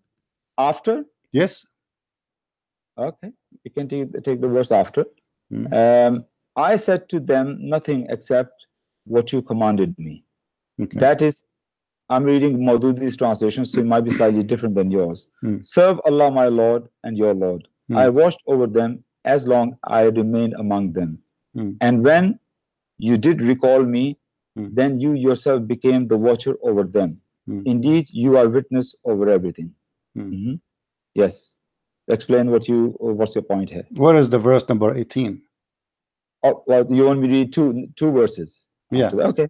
All right. If you chastise them, they are your servants, and if you forgive them, you are the Almighty. My friend, what are you reading? Chapter 5, verse 118. What 118? You gave me 116, then I read 117 and 118. Sorry, 116. I want you to go to beginning to introduce to you a chapter of Al-Ma'idah speaking about who? A chapter of Al-Ma'idah is speaking about the Nasara. Is that correct? All of it? All of it. This is why it's called. This is why it's called. You see, when we speak about Al-Ma'idah, there's nothing in the Quran is speaking only about one topic, because your prophet, he have a flight of thought. So sometimes he speak about tomato, sometimes he talk about zucchini. But this is not the question. The Ma'idah is about what? Is about those who follow Jesus. This is why it's called Al-Ma'idah, because Jesus, he made a miracle. It's called the miracle of the Ma'idah. Is that correct? I believe so. Yes. All right. He did. So in the beginning of the chapter is speaking. In the beginning of the chapter is giving us definition. Allah speaking about who? وَقَالَتِ الْيَهُودُ وَالنَّصَارَى نَحْنُ أَبْنَاءُ اللَّهِ وَأَحِبَّاؤُهُ. So here we will find that the Quran give us definition about he's talking about who. He's talking about the people of the book, and then when he mentioned always the Nasara, he mentioned specifically the Christian. When he mentioned when I talk about both of them, he say Ahlul Kitab, people of the book. It can be the Christian, it can be the Jews. But when he mentioned the word Nasara, it's always have to be about the Christian. So now, nowhere in the Quran mention any other name of any other belief except the Nasara. Do you agree? About the Christians? If there's other name for those you call them Christians, Nasara for me, but they are not Christians. Nasara are not Christians. Well, Nasara is from Nazarene, from Nazareth. Here we go. See, this is why I say they are not Christians. Those are people who they are. They are like Jehovah's Witnesses. They are cult. And Muhammad, he thought that those are the Christians. Those are the Nasara. This is the only Nasara he knew. This is why he thought that those are the Nasara who believe in Mary and believe in Jesus and believe in Allah. And that make him believe that this is the Trinity of who called them Nasara as a Christians. But the fact, Nasara does not exist. Yeah, but that's not the point. This is the point. This is the point. Why your God did not mention? Okay, let us say for the sake of argument, as long your God, he mentioned that there's a group of people they worship Mary. Are they the minority or the majority? Group of people who mention Mary. Listen, you putting the words again in the Quran. What do you mean? You know, Allah is not saying that there are people worshipping. Listen to this. Yes, it says that. It says that. It says that. It says that. It says that. It says. No. He said. He said to Jesus, "Are you the one who said to them, worship your mother?" Correct. Did you say to people? Allah is questioning yes. Okay. Jesus. No problem. So Allah he's saying your God claim. Your God claim that those who they are Nasara, they worship Mary. You adding things into this is the problem. You just my friend. Then who are the Nasara? Explain to me. Who are the one? What is the name of this religion? They worship Mary as God. Look at it. Well, we know the Catholics worship Mary. That's false. That's false. That's a big fat lie. That's a big fat lie. Okay, here we go. A challenge between me and you. A challenge between me and you to show me one Catholic in the world worship Mary and consider her as God. No. What is worship? My friend, don't lie. Don't lie. It says worship. Worship is to take it as God. Do you see the Quran? Read with me. Read with me. The Quran says, "Take my mother as God." Do you see it? Okay. Okay. I'm read again. Beside Allah, take my mother for gods beside Allah. Okay. See? What is okay? What is God in Islam? What people do to God? My friend, don't tell me what is God. Don't go. I mean, what a game you are playing. God is God. God is God. So the Quran claim that there's in Christianity, those who they are Nasara, they worship three gods. One his name is Isa, one his name is Mary, and one his name is Allah. Okay, I will prove it to you from the Quran. Okay, that all the pagans used to believe in gods. Whoever they worship, that is their gods. So worship means when you're asking somebody help. So what does that mean? My friend, asking somebody help, that's worship.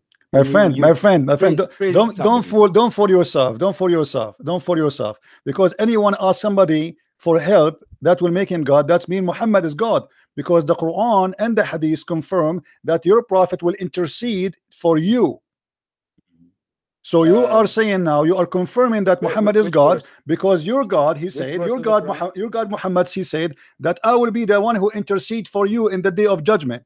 So you are saying to me, if we ask somebody for help, that's mean we'll make him God. Then why you ask Muhammad to intercede for you if that will make him God? Which verse of the Quran is that? Unbelievable. So we have to keep jumping from place. Okay. Hold on. Are you saying, let me confirm, because we are here, you said you are here to call me to get me busted, right? I already did, actually. You did already. Okay. It's a go. The people, they will see it. Okay. And then actually, you know what? This is not, I was exposing your lies. Actually, I got my friend. So you confirm to me that you as a Muslim, you don't believe anywhere in Islam it says that your prophet will intercede for you. That's good. That's a good question. There are ahadith did say that. Yes. But I think, look, as I said, my knowledge is limited. It does say there by the will of Allah also, if I'm not wrong, something like that. If Allah wills. My friend, you are the one who said that if you ask somebody for help is act of worship. When I was saying that, you just cut me right in the middle. No, you were talking about Mary. You were talking about Mary. So if somebody, you are the one who said that if somebody asks someone for help, he is asking someone for help. He is doing an act of worship. CP, don't do that. Help me. If I ask my daughter to help me to get me a cup of tea, that means I'm worshiping him. Come on, don't play with words. Help. You know what I mean? Help. What help? What does that mean? Okay, tell me what help. Tell me what help. Help is about what? It's about salvation. It's about going to heaven. When you ask this is about somebody, my friend. This is about religion. This is not about help to make zucchini. This is about religion. So help here is about you being saved from torture. We're talking about Judgment Day. When I look for if I'm here, like sitting in my sitting room. And I'm asking, oh Muhammad sallallahu alaihi wasallam, help me and do this for me and do this for me. That will be a worship, and that's what exactly Allah is talking about. The people does to Mary and Jesus, and people are still doing. My friend, interpretation, please. Interpretation. If you are truthful, show me the interpretation of what you just said. Interpretation. So which interpretation you want me to see? What you were talking about. What you were talking about. That help. That you are the one who said if you ask somebody for help, he is doing an act of worship. And you are the one who said to me, what's God? Catholics do. What's God? What's God? Okay, you are the one who said that if the Catholic they ask Mary for help, that will make her God, correct?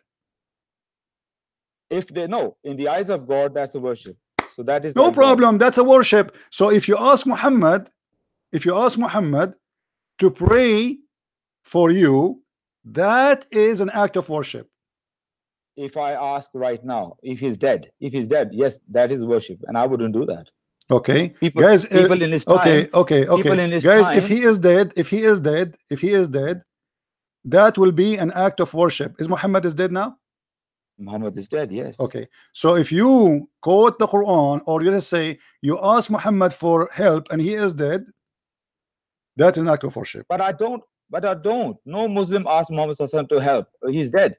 When in his lifetime people ask him to help, and you can ask a good person in a lifetime to help or pray to God.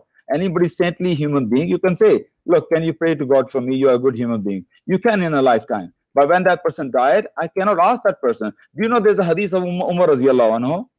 He, when the rain wasn't coming, he went to the uncle of Muhammad sallallahu alaihi wasallam, Abbas. And he said, in the lifetime of the Muhammad sallallahu alaihi wasallam, we used to go to him ask for rain to pray for us. Now he's dead, so we're asking you. So of course, even Umar radiallahu anhu knew that when the Prophet died, that he dead. So no Muslim pray to Muhammad sallallahu alaihi wasallam now. Let me ask you. You just said something very important. I said many things important. You missed, I think, many of them. All of them for sure. Like Muhammad Hijab. Yeah. Listen. Never mind. You are the one who said. You are the one who said. You are the one who said. If you ask Muhammad help when he is dead, that is an act of worship. Absolutely. All right. It's shirk. All right. Well, here we go. The Quran in front of us. Okay. Chapter and verse. Okay. Hold on. Let us see.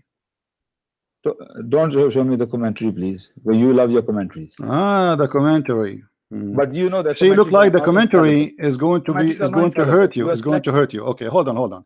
If we go first, we will go step by step. And remember, you are the one who said, if you ask Muhammad when he is dead, if you ask Muhammad when he is dead for help, that means you are doing an act of worship. It's not me who said that. I said that. Yes, I said that. I'm stand by it. Okay. Can you give me interpretation of chapter 9, verse number 80? Why interpret? Oh, okay. My interpretation. Yeah, okay. My personal interpretation. Yeah. All right. Fair enough. Chapter 9, verse 80. Okay. It says, it is all the same whether or not you ask for their forgiveness. Even if you were to ask forgiveness for them 70 times, Allah shall not forgive them. That is because they disbelieved in Allah and His Messenger. And Allah does not bestow His guidance on such evil doing. So he's telling Muhammad sallallahu alaihi wasallam, don't ask for certain people. It's a context. What's the context? Muhammad sallallahu alaihi wasallam was asking for somebody's forgiveness. So he said, don't ask for their forgiveness. Even if you ask 70 times, I'm not going to forgive them. So that is my interpretation. You tell me if I'm wrong here. Okay. So if you ask for their forgiveness 70 times, they will not be forgiven. Yeah. Okay. You know, 70 times. Okay, hold on. Okay, hold on. You mean so how those women they will be taken out of hell if they will not be forgiven? That was not the question. This is the question. We have the same topic. We have the same topic. We have the same topic. Women, they are in hell already. What is going to make them? Which women you talking about here? The women who have nice vagina and nice etc. Yeah. They will go to. You said if you just read for me a verse saying if you ask for forgiveness or not, they will not be forgiven. Yeah. Okay. Right. So how those women they will get out of heaven, out of hell to go to heaven? God. You are really dragging me into your box, aren't you? Okay. Dragging me what? You are dragging me into your box. You want to confine me in your box, and I'm not going to be confined in your box. I'll tell you. What do you mean? I don't understand. What do you mean? You were just taking me in the corner. You just want to take me in the corner, and then you just that's how you do it. You know okay. I mean? Let me ask you. When you say to me, when you give me your own personal interpretation, and you don't want me to give you any other interpretation because you are scared, and you are the one who said to me, that if you ask for forgiveness or not, still they will not be forgiven. I read the verse. I didn't say that to you. I read the verse. Okay, so are you saying this verse is not consistent with other verses? Never said that. Okay. Can I read the verse before? No, you are the one, because you are trying to swallow your words. You are saying to me now, okay, hold on. You want me to read the context before? Can I read the context of this verse as well? You will read the context based on what? You asked me to read the context. What do you based on? My friend, aren't you the one? Aren't you the one who is refusing to read the interpretation of the scholars? CP, what are you doing? My friend, aren't you the one who refused the interpretation of the scholars? I'm simply asking you, can I read the verse before that so we can understand better? Is there any problem? No problem, no problem. But you gave me already the interpretation. You said they will not be forgiven. So I am. Who are they? My question. Whoever they are, who are they? Who are they? The one who is a sinner. Exactly. Who are they? Who is the one who will not be forgiven? Okay, who is? Okay, hold on. People, they will go to hell for what reason? You're going to go to hell because you lie a lot. Okay, so when a person he go to hell, he go. Okay, no problem. You can insult as much as you want. People who go to hell, are they going to hell? Are they going to hell because all of them they deserve to go to hell or not? Say that again. Sorry. A person who go to hell, is he in hell because he deserves to go to hell or not? Allah is so just. Nobody will be dealt unjustly. Anybody go to hell, they deserve hell. Of course they do. All right. So if you try to read for me and you say, let us see what kind of people they are, doesn't matter. All of them deserve to go to hell. So the women and the women in that hadith is people who deserve to go to hell, right? Yes, of course. Okay. So why they are going to be forgiven and they will be taken out of hell? So my question to you is it talking about these women, this verse? Well, it's talking about all the people. No, so it's not talking about these women, is it? My friend, are you saying your God Allah is saying that he will not forgive those who go to hell for specific people only? They are in hell already. Already they are in hell for. You said to me they are all of them the same. You are the one who said to me. Your point is great. Only it was only great if the hadith was authentic. So your whole argument is on the weak hadith, and that's how I started my argument. That hadith is weak. I do not believe that. That hadith. Weak hadith, I don't rely on that. Okay, let me ask you a question. Am I right? Am I wrong? No problem. That hadith is weak, so your argument fails. So I guess you bust again. My friend, let us see who's getting busted. Don't hang up. People will laugh. I'm not hanging up. You said I'm going nowhere. That if you let me remind you of something. You said that if we ask the Prophet for help and he is dead, that is an act of worship. Absolutely. Is Muhammad dead? I stand by it. Is Muhammad dead? If you show me, prove it to me. Is Muhammad dead? No, I want you to confirm. I want you to confirm. You bust me or not, but I learned something. I will learn something. My friend, I'm asking you a very easy question. Do you believe that your prophet is dead? Of course he is. All right. Is it true that Muhammad he said that you have read the Quran because the Quran will be presented to me, and the Muslims they said to him, how we will present the Quran for you when you are dead? He said, you think prophet are dead, but the fact they are not. Is that true? That's a different existence. Dead in this life. My friend, he is dead and you are alive and you are now reciting the Quran for him, but he is dead.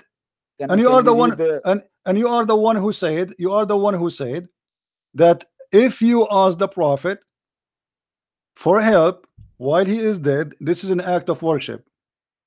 Yes. How you can do that? What is your source? Can you provide me a source? Okay, let's see. I don't expect you to trust me, and I don't think I trust you as well. I wanted to read the source. Well, I don't trust any Muslim anyway. Well, I trust many Christians. There are many good friends. They are good people. But I'm afraid my experience with you is I don't know. What do you mean? What do you mean you trust Christians? What does that mean? As a human being and their word, I do. You do what? I do trust their word. Many of the Christians, I trust their words. I do. As a human being, I trust. No, are you a Muslim allowed to trust the Christians? Oh, okay. Okay. Do we allow to trust Christian? Yeah. Okay. You want me to take you to the box? I will go with you into that box where you're taking me right now. Yes. Yes. Are you sure? Yes. Are you sure? I'm definitely sure. Prove me wrong. Can you give me a proof? Well, I can't. I on top of my mind, top of my head, I can't. I don't. Well, I don't okay. have As long information like let us change the topic a little bit. Get you busted. In chapter That's fair. 5, in chapter Fair 5, verse number 51, it says, "Take not Christians and Jews as a friends and protectors." Right. And if you 551. do so, you are one of them Believers, do not take the Jews and the Christians as a for friends for your allies. It or says friends. allies. And if you do so, you are one of them. How you say friend in Arabic? Awliya is the same. And how you say protector in Arabic? It's the same. So why are you taking as a friend? Why can't you take it as a protector? Why are you taking the way you want? Because simply, if somebody who want to protect you, obviously is your friend too, right? Not necessarily. Okay. Here we go. This is a translation in front of me. This is your Muslim translation. It says, "O who you believe, take not the Jews and the Christians for your friends and protectors. They are but friends and protectors to each other. And he amongst you that he turns to them for friendship is of them. He is one of them." So now you are saying to me, I trust the Christians and I have them as a friends. So if you have them as a friends and you trust them, that's mean you are one of us. So you left Islam. Oh, hallelujah. Can I say something now? Yeah. Can I say something? Go ahead. Okay. You know what? Let's say for the sake of argument, no, for the sake of argument. Why I say for the sake of argument? Let's say the friend word is not there. It says, if you take them as your protectors, do you have a problem with that? You think your case become weak if he says if you take them as your protector, then your case is not strong. Is that right? I'm listening, my friend. Don't tell me it's right or not. It says if you take them as a friends or protectors, you are one of them. No. Your translation is using both words, friends and protectors. I wonder why. Because they hear the word used with Nasara awliya. Why when they say awliya, they're using both words, friend and protectors? I wonder. And every time it's a awliya, your translation say friend or protector. Why? Why if it doesn't say friend, but it say protector? Where it says protector? Where it says protector? Where it says protectors? Where it says protectors? Awliya is. Do you speak Arabic? Do you speak Arabic? Do you speak Arabic? No, I didn't. Okay, how you know? So how you helping me? Okay, here we go. I'm showing you Muslim translation. I'm showing you the Muslim translation. You see, it's like you look like you like a certain translation and you like it and you're stuck with it. This is Yusuf Ali. Is he as a Muslim Imam or he's a Hindu? I'm reading Maududi's translation. No problem. My friend, Maududi. Okay, let us fix this argument based on this verse. Regardless of the translation, which is scholar agree with you that you can take a Christian or a Jew as a friend? I know what you're saying, and there are many Muslims have this problem. My friend, don't tell me we have a problem. You have all of Islam is a problem. Don't play games. Give me one scholar in the world agree with you saying that yes, we can take a Christians and Jews as a friends as interpretation for this verse. Look, the verse itself. Don't tell me look. I don't want to look. You see, I want to finish this because you're playing games. You're playing games. Which scholar you agree? Which scholar?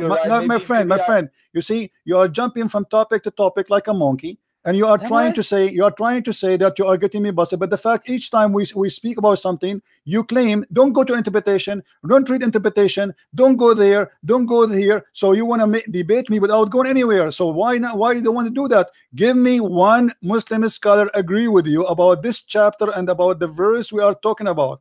That you are telling the truth, that you have a Christians you can trust and they can be your friends. Show me. Who is the scholar agree with you? First of all, I'm not jumping from here to there. Actually, I'm going wherever you're taking me. Really? You are opening verses. Okay, now show me. No problem. Show me, my friend. Anywhere. Convince the crowd, not me. What is the scholar name? What is the scholar name? Agree with you. Are you saying to me by running away from giving me one scholar agree with you that no scholar in the world agree with you? Why you keep using the term running away? Because you need to show me. Show me one scholar agree with you. There's no way. There's 1.1 billion Muslims, and yet you cannot find me one Muslim agree with you. You know, you are very, very good, and I give you that. You play psychology with people, psychology. That's what you do. You keep using the word every 3-4 minutes. Don't run away. Don't hang up and all that like I am doing that. And people who listen to you, they think, oh yeah. So I think you believe that if you lie loud enough and often enough, people will follow you. And this is obvious. That's what you're doing. I'm not running away anyway. But what I'm admitting is this: first of all, that you are much more informed in knowledge than me. But when you put something across to me, don't expect that I'm going to come back straight away with the answer. I'm admitting that.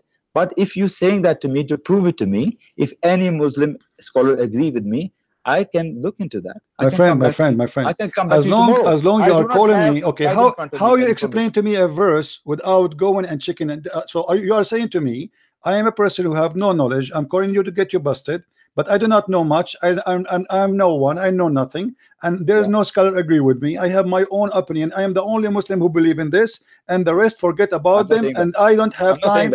No, you said that. Otherwise, okay. Why you keep saying to me? Why each time I mention something to you? Why you say to me, don't show me the interpretation? Okay, that's the question I was going to ask you. CP, do you believe interpretations are infallible? My friend, I believe Islam, all of it is false.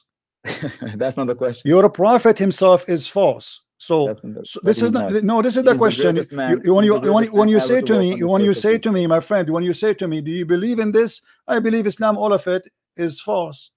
CP, I think you are selective when you take interpretations. You see, you not? My friend, you are trying to avoid the challenge, because why you are giving me your own false interpretation, yet you claim that you are the one who knows. But when you are in the corner, suddenly you introduce yourself as a speaker corner. You introduce yourself that you want to get me busted. You introduce yourself that you know. And the second we start squeezing you and the mayonnaise is coming out, suddenly you take it all off and you say, I have to admit that you have a lot knowledge more than me. I do not know much. I have to go and do some study. I have to do some search. And Christian Prince, you are scared of me. And it's Christian Prince, why you don't answer me? Christian Prince, why you don't debate me? And when we debate you, you run, you're saying, I do not know. I'm not. So tell me then, why you said to me, I do not know. A second ago, you said to me, I do not know anything. I know nothing. I know nothing. You do not know anything. CP, I know enough that Aulia does not only mean friend.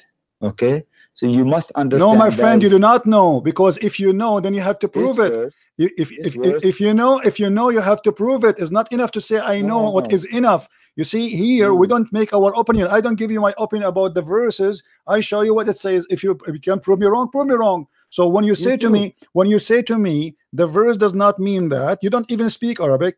You do not even know how to pronounce the name of your prophet correctly. Let me hear you say Muhammad.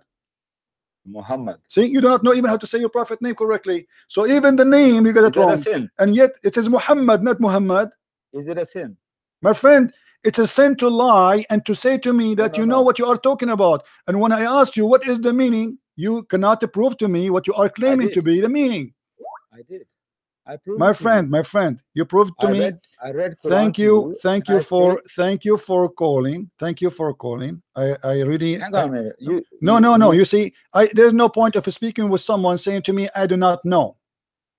I do not know. You just admitted that you do not know. You admitted that you do not. What? Okay. So why you don't want? Okay, hold on. Let us accept the challenge again. Let us go to zero. Name for me one scholar agree with you. Okay, the guy who became Muslim. My friend, name for me one scholar agree with you. If you are not lying, if you are not fabricating, if you are not practicing taqiyya, name one scholar agree with you that you can take Christians and Jews as a friends. Okay. So can you? Okay. Can you? No. Listen. Can I say something? Can you? Can you give me 20 seconds? Can I have 20 seconds to speak? I'm talking to you already for an hour. Is it? Okay, yeah. That is good. Not bad. I'm just lasting with you for an hour. Not bad. Right. Anyway, listen. 20 seconds. I say. First of all, let's say you say, can you prove it to me? Any scholar that agrees with me? And I told you the reason. I'm very limited in all the information. But I put you back question to you. Are you saying every scholar agree with what you're saying? Guys, did you hear this? Are you saying every scholar agree with what you're saying? Yep. It meaning you cannot be friend. Look how funny you are. Look how funny. Are you saying to me? Look how you are proving to me. You are proving to me that you Muslims, you follow our religion very confusing to the point even scholars don't agree with each other, because you are saying to me Do every scholar agree with you? Which means there's scholars agree with me and there's scholars don't agree with me. And this is the challenge for you.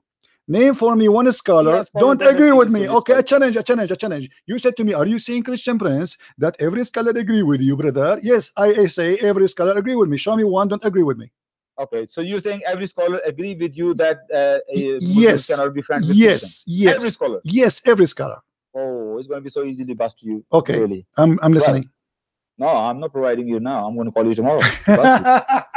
No, because if you said that, Abdul, no, I will get you busted right now. I will go right now to tafsir.com and I will show all the tafsir in the website, all of them, the real scholars, not Zakir Naik, potato, tomato. Those are scholars, and we will see what they are saying. If they are saying what I am saying, Abdul, you've been served and you've been cooked. My name is Abbas. You've been not only you've been slaughtered, you've been barbecued. You call me to get me busted, Abdul? Are you serious? Are you serious? Okay, let's go. Listen to me. Chapter 5, verse number 51. Name for me any scholar you wish. Any scholar you wish right now. Maududi. Al-Mawdudi. Who is Al-Mawdudi? Oh my God! You don't even. My friend, aren't you the one who said to me translation of Al-Mawdudi? He has a tafsir, Tafhimul Quran. Okay, you want Tafhimul Quran, guys? He said Al-Mawdudi, correct? Yeah. Okay, be my witness. Okay, I will go to Al-Mawdudi. And remember your word. You say every. My brother. Let us see Al-Mawdudi. Al-Mawdudi is your scholar, right? I can assure you right now. Okay. Hold on. Okay. You're wrong. Okay, hold on. This is my challenge to you. I'm going to come back to you to prove that you are wrong. My friend, don't come to me. We are here. Don't run. Let us finish. Everybody will laugh. That every 5 minutes. All right, hold on. It's a psychology you play with people. I'm listening. I'm trying to find you the tafsir you like. Yeah, fine. Tafhimul Quran. That show me that you can't be friends with Christians. Period. That's it. You can never be friends with Christians. And you know what? Oh, I just remembered something to bust you. But I need your help so I can bust you. Okay, you are busting me all the way. You know. I mean, no. I mean, now you want to bust me already? You did already many times. I just remembered something. You see, Allah has put something in my mind. Alhamdulillah. Alhamdulillah. Yes. All right.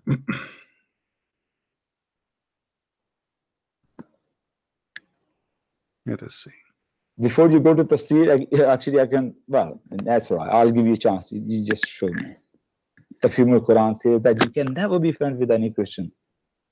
We are waiting. Clock is ticking. Well, I'm looking for your. Do you have a link for Al-Mawdudi? I'm looking for this. I'm looking for this Mawdudi. Can you provide me with the link? I'm trying to help you to find it. Where is this guy Al-Mawdudi? Listen, okay. Before you find that, can I give you a proof that you can be friends with Christians and my friend? No, don't from the Quran. Direct verse from the Quran. Yeah. You go ahead. Go ahead. Subhanallah. Chapter 5, verse 5. This day, all good things have been made lawful to you. The food of the people of the book is permitted to you, and your food is permitted to them. And permitted to you are chaste women, be they either from among the believers or from among those who have received the book before you, meaning Christians and Jews. And this is the interpretation, tafsir of Mawdudi of this verse. He's talking about the Jews and the As Christians. long this is tafsir of Al-Mawdudi, why would they give me Al-Mawdudi link so we can see the verse? I can't put on the internet. Why you cannot? Why? I'm not you see, savvy. why they are not counting this guy Al-Mawdudi in the list of the scholars here? You see, I'm looking at all the tafsirs. Where is Al-Mawdudi? Do you see? Do you see him? CP. My friend, hold on. Same time. Same time. Let me ask you. I was making a point. My friend, no. You make as many points as you want. You make a point as you want, as you wish. Your prophet, he ordered to kill all the Christians and all the Jews if they don't convert to Islam. And he said, don't take them because they are my enemies. And when I say to you, show me one scholar agree with you, you said to me, Al-Mawdudi. Now show me Al-Mawdudi. Can you show me Al-Mawdudi? Allahu Akbar kabir. Can you show me Al-Mawdudi? What is why he is not listed here? All the scholars agree with me, and I challenge you to prove me wrong. I challenge you. I am proving it you wrong. Right? Where you prove me wrong? The verse you say to me, it says they can cook for you. You can marry from them. So what? Muhammad, he want to spread Islam. He in the beginning he forbid them. He forbid them from. Listen, Abdul.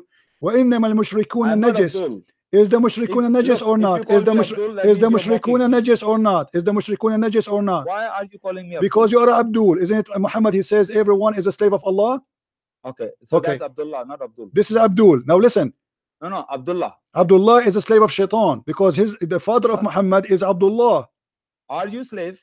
You are a slave of Shaitan. No, are you? I'm asking. Is the father of Muhammad, his name is Abdullah? Yes or no? Yes. Okay, so why he is going to go to hell? Don't change the topic. You are the one who mentioned. You are the one who switched to Abdul. No, I'm asking you a question. Now, Abdul, listen. All the interpretation in the front of me, getting you busted. This is Ibn Kathir in the front of my eyes. This is Ibn Kathir. Getting you busted. Did I? Choose anyone else. Al-Mawdudi is not here. What I would do? Where is Al-Mawdudi? Can I have 30 seconds? My friend, where is Al-Mawdudi to show it to you? Do you see it in the list with me? Here we go. I am showing you. I'm showing you the list of the scholars. He is not even counted as a scholar. Okay, fair enough. Okay, let's forget about Mawdudi. Okay, can you choose for me a scholar? Okay. Can I have 30 Can seconds? you choose? No. Can you choose for me a scholar? People, what do you think? Why he's not giving me a chance? No, I'm giving you a chance. You want to jump over the topic. Can you show me a scholar? Agree with you. Look how many scholars we have in the list. Look how many. Look. We have like 300. We have like 300 scholars, and not even one of them agree with you. In the name of God, just give me 30 seconds. The name of the black stone. In the name of God, just give me 30 seconds. If you are for the sake of the truth. My friend, let me ask you. Tafsir al-Mawdudi written which year? People, I'm asking in 30 seconds. Why is not giving me 30 seconds? Tafsir al-Mawdudi written which year? I say forget about Mawdudi if you can't find it. I'm asking you to give me 30 seconds. Can I? 30 seconds? Yes. All the time you spoke until now, you don't have 30 seconds yet? You never gave me. Okay, really? People are witnessing. I'm asking your permission. Okay, go ahead. Thank you very much.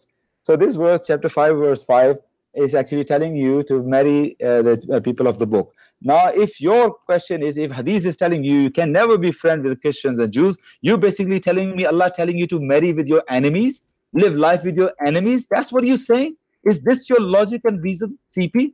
Are you telling me Hadith say don't be friends with Christians and Jews? Tafsir say that, but the Quran telling you to marry, have a wife, Christian and Jew, and you telling me it's your enemy, you can never be friends with her, but you can marry me. Hello?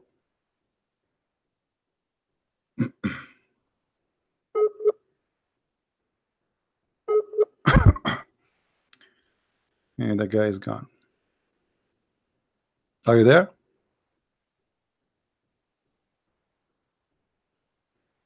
Hello? Hello?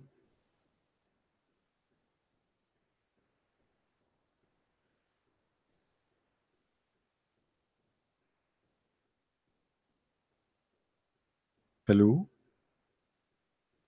I don't want to hang up on him. He will say you hang up. Are you there?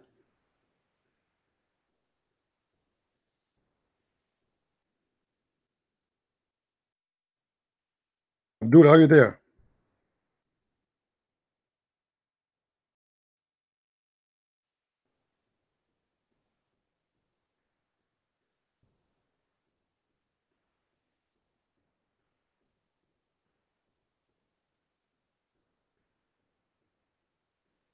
I know what happened. All right. Call me back, Abdul. I'm trying to find Al-Mawdudi so we can read for him Al-Mawdudi so we can laugh. Okay. Let me see. I'm trying to find Al-Mawdudi just to show you how they lie. I never saw a Muslim telling the truth, ever.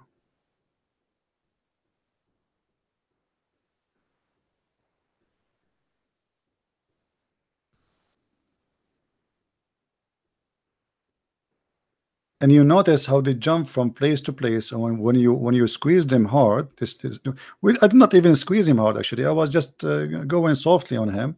The second you start squeezing is the same second he said to me, I don't claim that I know more than you, but you are the one who called me to get me busted. So you want to get me busted, but you do not know more than me. And when we challenge him to show us one scholar agree with him, he could not. He named for me a book which I cannot find anywhere. If anyone, please guys, can find me the book, let us laugh.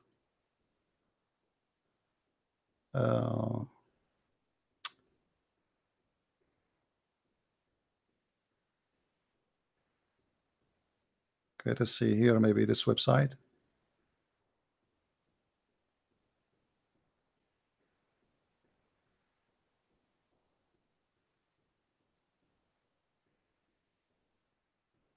Qurtubi, Tabari, okay.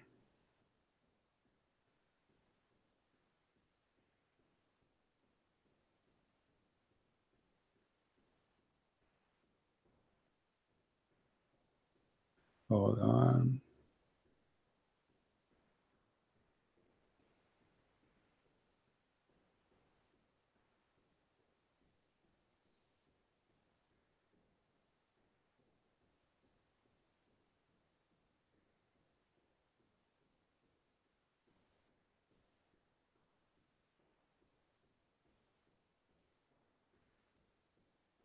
Okay, I found al-Mawdudi. Let us get this guy Abdul busted.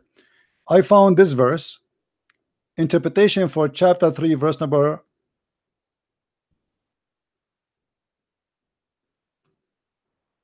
This is the verse. لا يتخذ المؤمنون الكافرين. Let us see, maybe somebody send me a link for al-Mawdudi.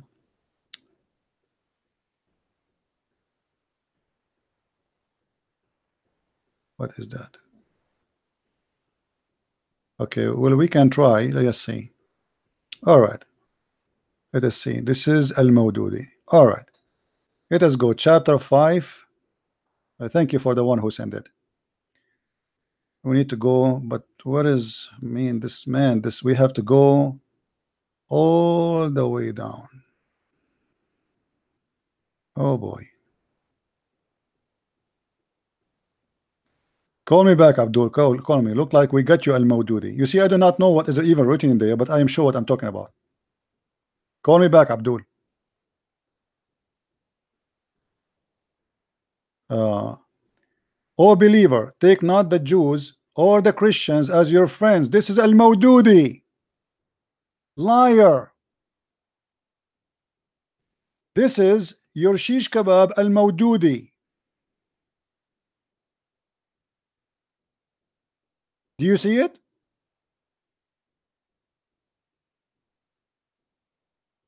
Do you see, guys, how they lie?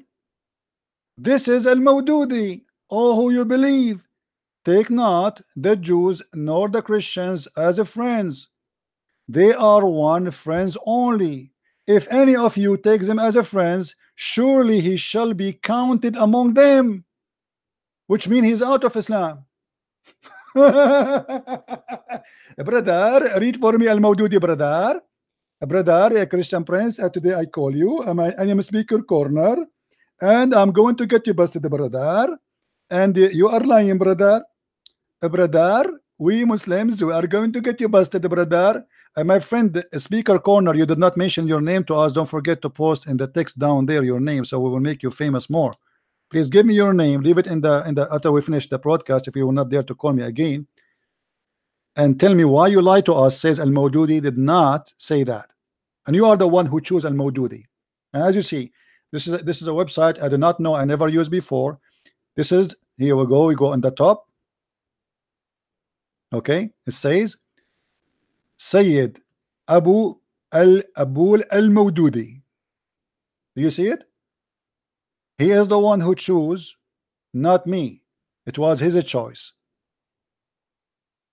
When I say Muslims they lie, we are sharing the truth.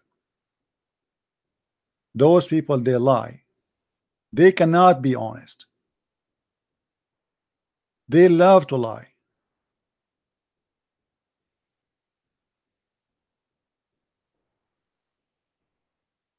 This is why I say, when you debate a Muslim, you are not debating a Muslim. You are playing with the devil. He will do his best to lie as much as he can.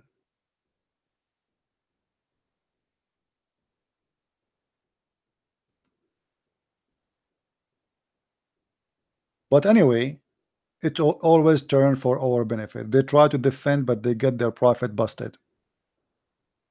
They try to fight, but they do the opposite.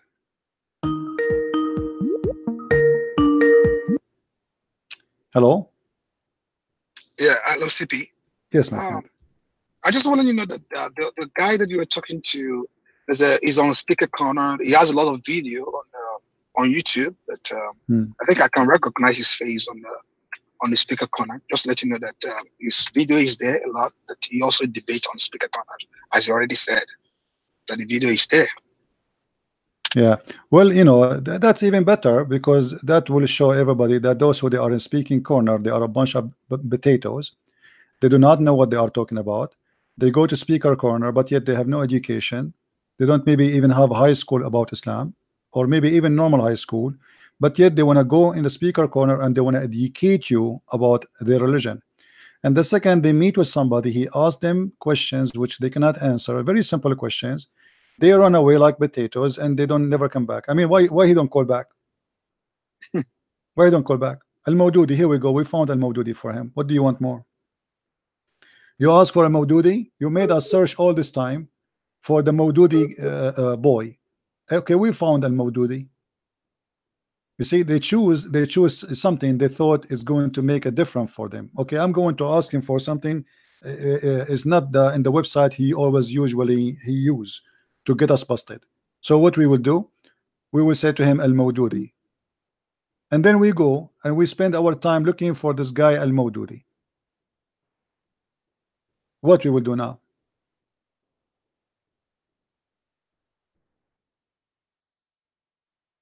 Any Muslim?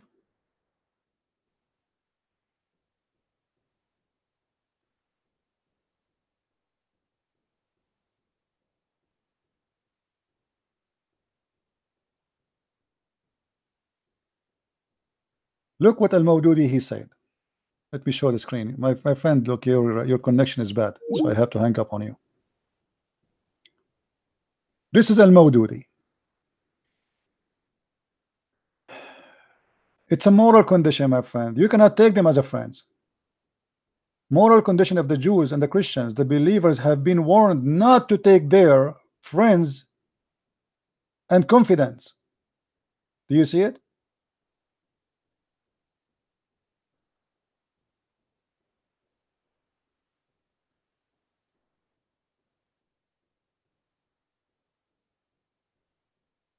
This is Al-Mawdudi.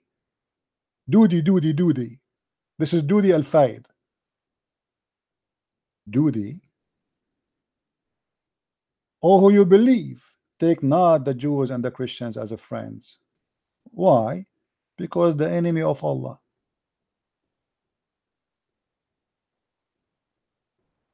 Because they are the enemy of Allah.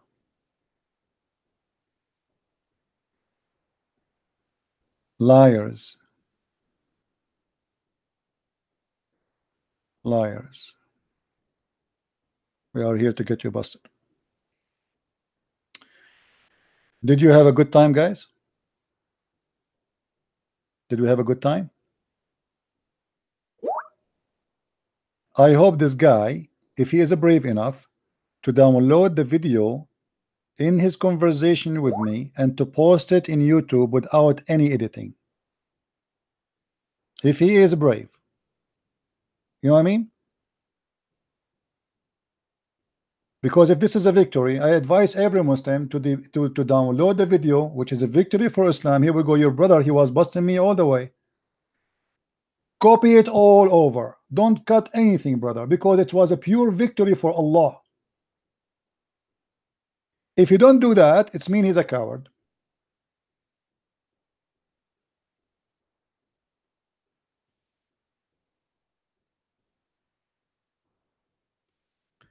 Call him, please. Yeah, where is his name? because he is not in my list. Where is his name? I'm trying to find which one he called me from. Okay.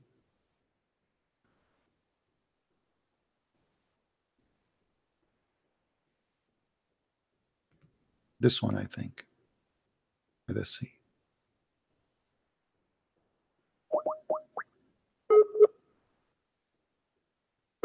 So he's gone. His history is gone. Yeah, I'm calling him, but he is not answering. He's gone. He's offline. He's gone.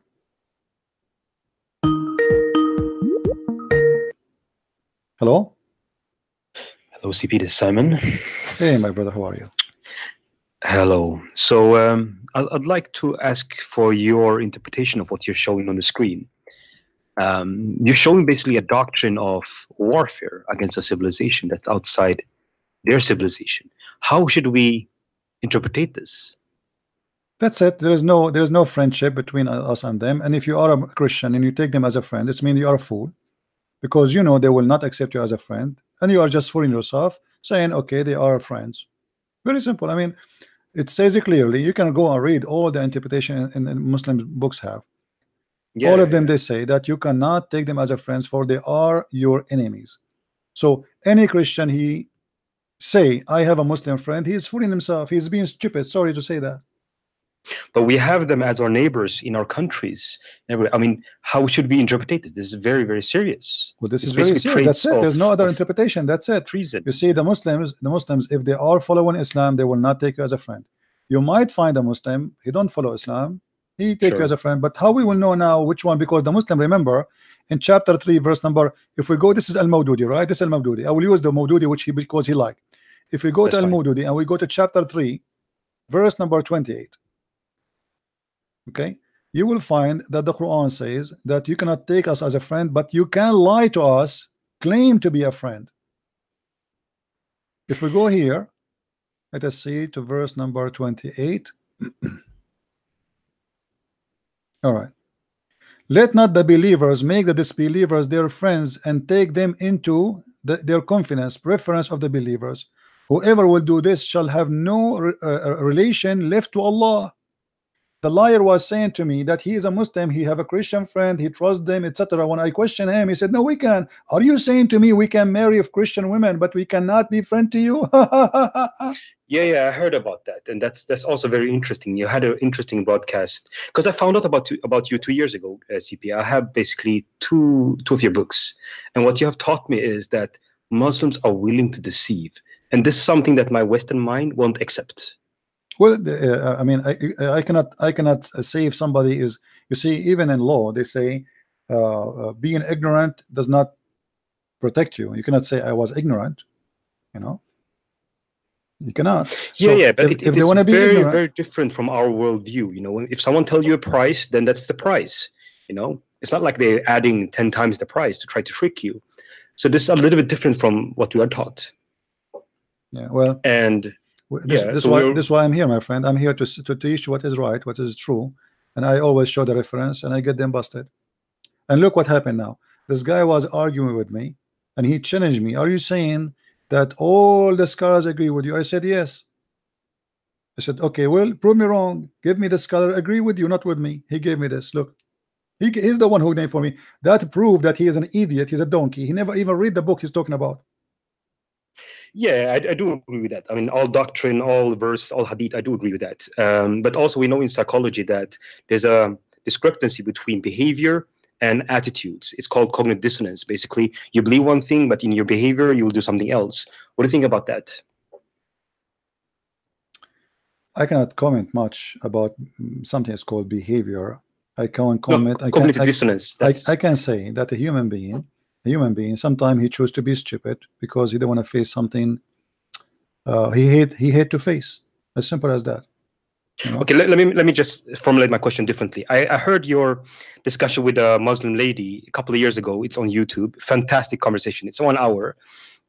She was coming off as Islam is very peaceful, is good for women, and then just squeezed her, for a while. And she was like, yes, I cannot take Muslims as my friends. And she was just taking, basically telling you everything that she thought. And my question is, do you think that most Muslims believe what the Quran says? You cannot be a Muslim if you don't believe in the Quran, what the Quran says. You cannot be a Christian if you don't believe what Jesus said, correct? Yeah. So, no. I think it's wrong. So to be called Muslim, what is Muslim? Muslim is somebody to believe in Islam, and this is Islam. But we also have Coca-Cola light Muslims. They don't read the stuff, they don't know about stuff, they just born into it.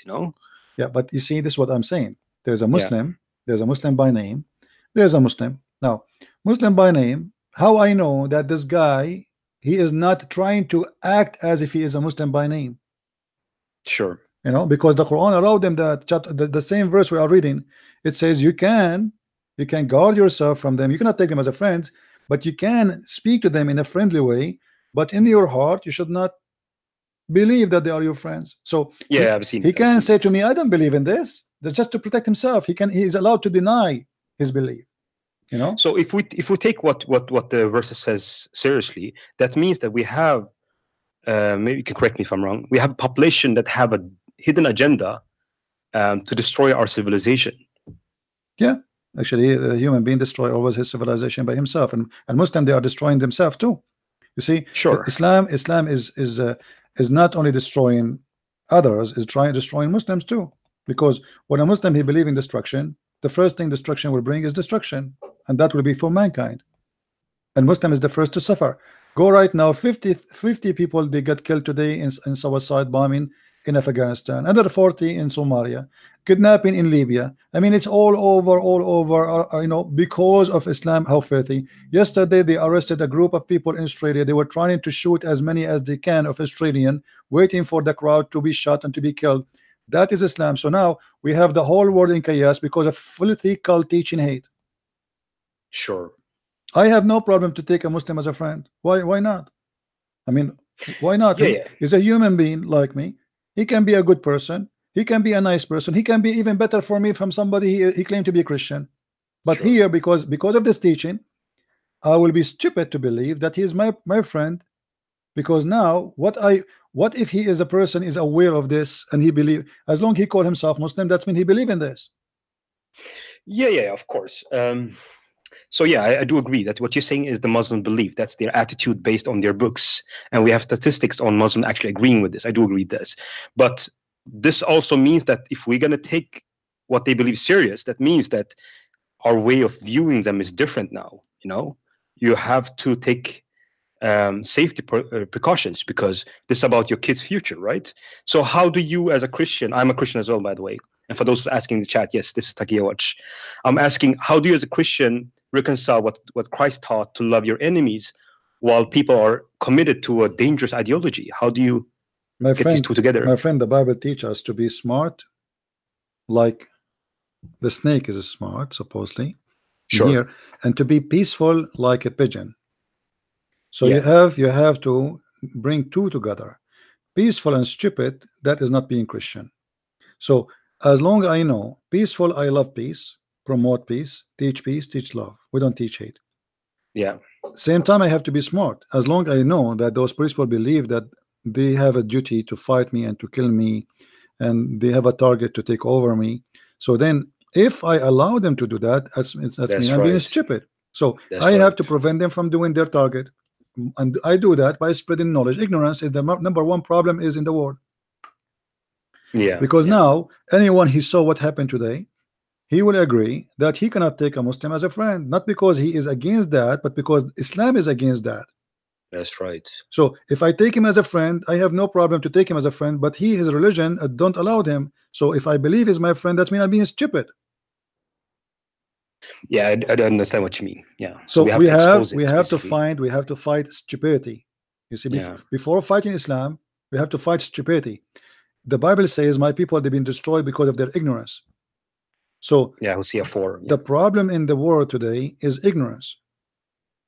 Ignorance is even if you take it in a scientific way, why people are dying from cancer? Because we are ignorant about cancer, how we can fight it. I'm sure time will come and they will find a very easy solution to cancer. Not long time ago, millions they used to die by the flu. Every year, millions and millions of people die. It's just a stupid flu, but it was a small, tiny bacteria kill millions. So what was killing them is our ignorance. So in order to have a better life, safe life, secure life, you need to fight your ignorance. And this is one of the ignorance we are suffering from. So let's be practical. So if you know, if people here knows what you have shown on the screen, so how do you implement this in reality? So you know that people have a hidden agenda if they believe this stuff. So how do you deal with it? I mean, is it like you don't take in people from a certain nation that has Muslim majority nation? How do you implement this in reality? Well, I cannot tell everyone what to do. You see, everybody have his own brain and everybody have his own situation. It's not like a fixed solution for everybody, but I will have caution that those people they believe on me as an enemy. So always I have to look at it in certain way that they don't mean what they say. He's trying to call me. If you don't mind, I will take him back. Okay. Okay. Do that. Let's see. He's online now. I don't think he's trying to call me, but he's online. Thank you, my friend. Okay.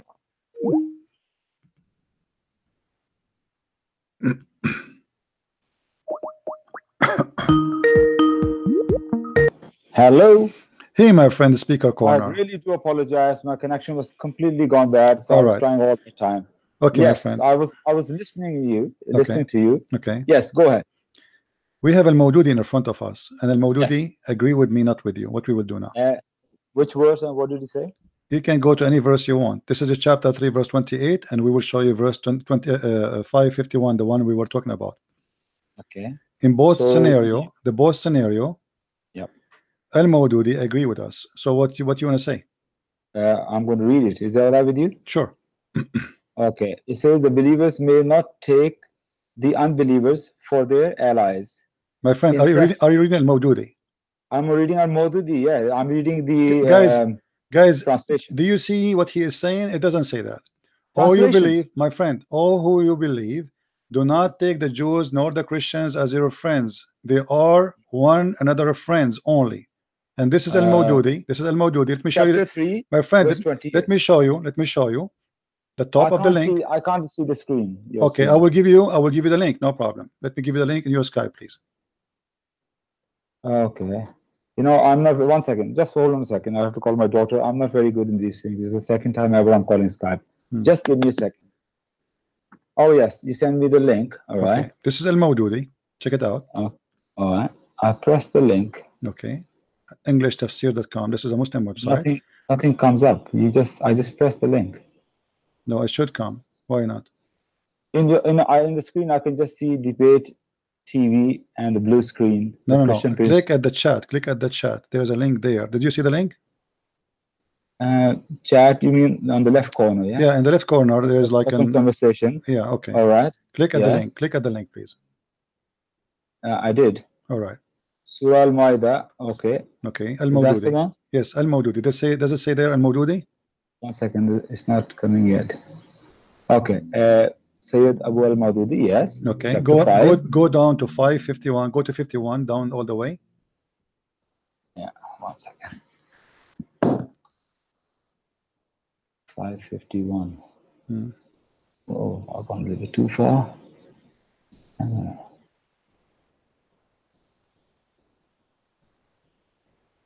Sorry, I'm not very good in these things. No problem. I use my phone. Okay, 551. Yeah, I got it there. Okay. Believers, do not take the Jews and the Christians as your friends. They are one another's friends only if any one of you takes them friends. I'm reading what is saying on the laptop. Now, I got the phone here with me in my hand. Yeah. In that, the Tafhimul Quran, I have the Tafhimul Quran. You believe it or not, it's up to you. In that, the translation, it says, the believers may not take the unbelievers for their allies in preference. On this one. Okay, here it says, but it's okay, that doesn't make any difference, no problem. We take what with the translation say here friends. Yes. So the word here uses awliya. Is that right? Okay, Mawdudi say here it means friends, but the word uses awliya, which can also mean protector. Yeah. And so when you ask me to quote you any scholar, I did quote you Mawdudi. Yes. And Mawdudi is talking about here friends here. Okay. But my question is this here. When Allah is telling us you can marry a Christian Jew and a Christian Jewish a Christian or Jew woman. How does it make sense that they cannot be your friend, but you can marry them? Because Muhammad, you are right with this question. It doesn't make sense, and this is very good question of you. Islam doesn't make sense anyway. Muhammad wanted to spread Islam by having more babies, and now they capture a lot of women and they want to have their babies. So this is for the benefit, because as you know, in Islam, if you have women and you have sex with her, the baby will be a Muslim, will not be a Christian. So it's a win-win for Muhammad. In the beginning of Islam, in the beginning, Muhammad, he said that you cannot marry a non-believer woman. So Muhammad, he changed his mind because he found himself he is losing a lot of by doing that. He lost a lot of members to become part of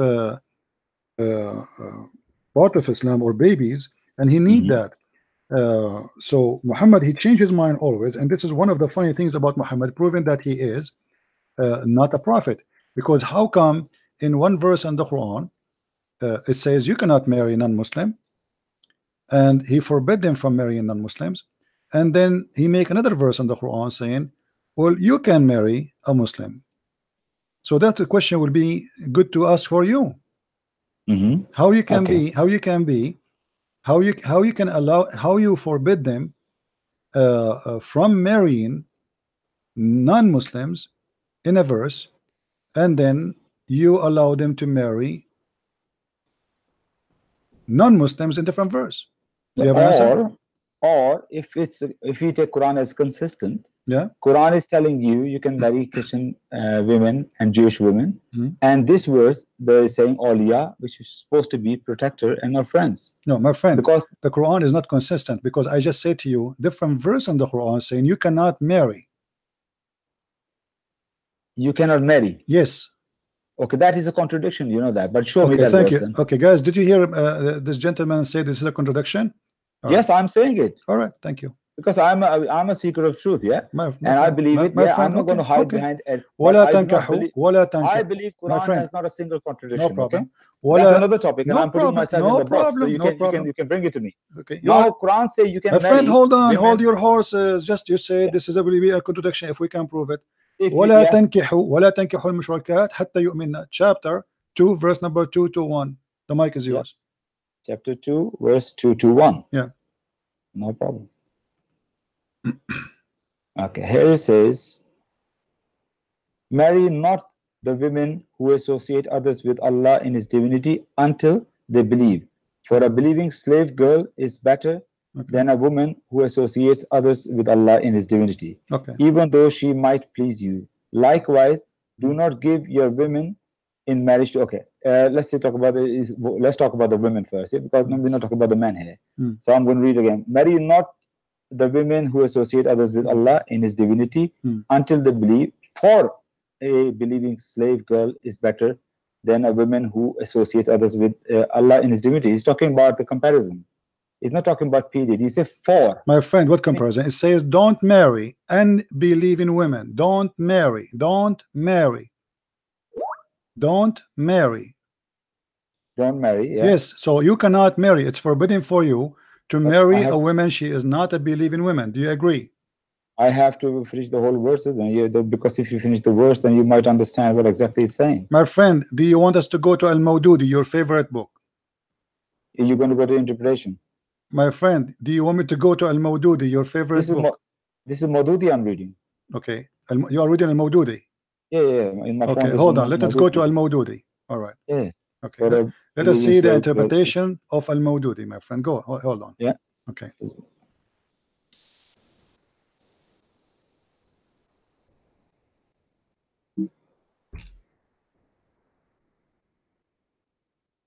All right. Don't marry a mushrik women unless they believe. Do you see it? Yes. Okay. Sorry, I'm not on. This is Al-Mawdudi. Did you put it? No. It's in the screen. No, in your screen is still chapter 5, verse 51. Okay, let me give it to you in the chat. No problem. And you are the one. Remember, you are the one who said if this is true, this is a contradiction. Yeah, if Quran one place says you can marry them and the other place says you can't marry them, of course it appears like a contradiction. Yeah. That's wonderful. Yes. And I believe Quran has not a single contradiction. Okay, well, let us see.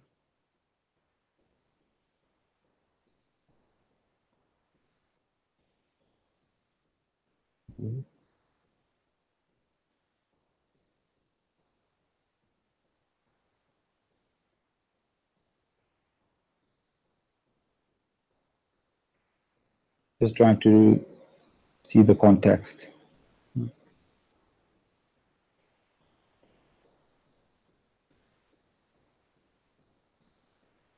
Can't see, still in the screen. Hello? I am here. I'm listening, my friend. I'm giving you time to talk and to read. Oh, I thought no, but there's nothing on the screen actually. I gave you the link. I'm showing in the screen here. Don't marry a mushrik woman unless they believe. A slave woman who believe is better than a free woman who does not believe. The Quran is so clear, and you are the one who said, and everybody heard you. If one verse saying you can marry a mushrik woman, and one verse saying marry a mushrik woman, that is a clear contradiction. So are you going to keep your promise? Subhanallah. Go ahead. No, yeah, you make, when you say something, it makes the word so clear for me. Subhanallah. Subhanallah. Because here, my friend, here the word used in Arabic is mushrikat. Mushrik over there uses Ahle Kitab. So when Allah say mushrik, Allah is not talking about Ahle Kitab here. Okay. So but is the Christian mushrikeen, my friend? Is the women and let me say something. Okay, let me ask you. Is the Christian mushrikeen? Don't use my words for that. Allah addressed them as Ahlul Kitab. My friend, Ahlul Kitab. Listen, Ahlul Kitab in the time of Muhammad, you are the one who said to me before that, oh, do you know that Muhammad here maybe is talking about people who exist before him, they will go to heaven? So now he's saying to you that people of the book, they are the one who say that the son of Allah is Uzair, those are the Jews, and the son of Allah is Jesus. Are they mushrik based on this? Did Allah call Ahlul Kitab mushrik? Are you waiting for me to answer or not? No. But what I'm saying is, I will let you answer. I will let you answer first. Okay. Look, can I allow you? I give you. I allow you to read normally what you do. My friend, no, don't allow me. Don't allow me. I want you to tell me: is the Christians and the Jews mushrikeen? Yes or no? This verse is not talking my about friend, no. I'm asking you a direct question. I'm asking you a direct question. Be honest. Is the Christian and the Jews, according to your knowledge, according to Islam, are they mushrikeen? Definitely Jews are not. The Jews are not. Why? They're not. They don't do shirk. Why? Jews don't do shirk. What shirk mean? Do you know? Jews believe is just in one God. They don't do shirk. So anyone he say, okay, let me ask you a question. Anyone says that Jews are mushrikeen, he is a stupid liar, correct?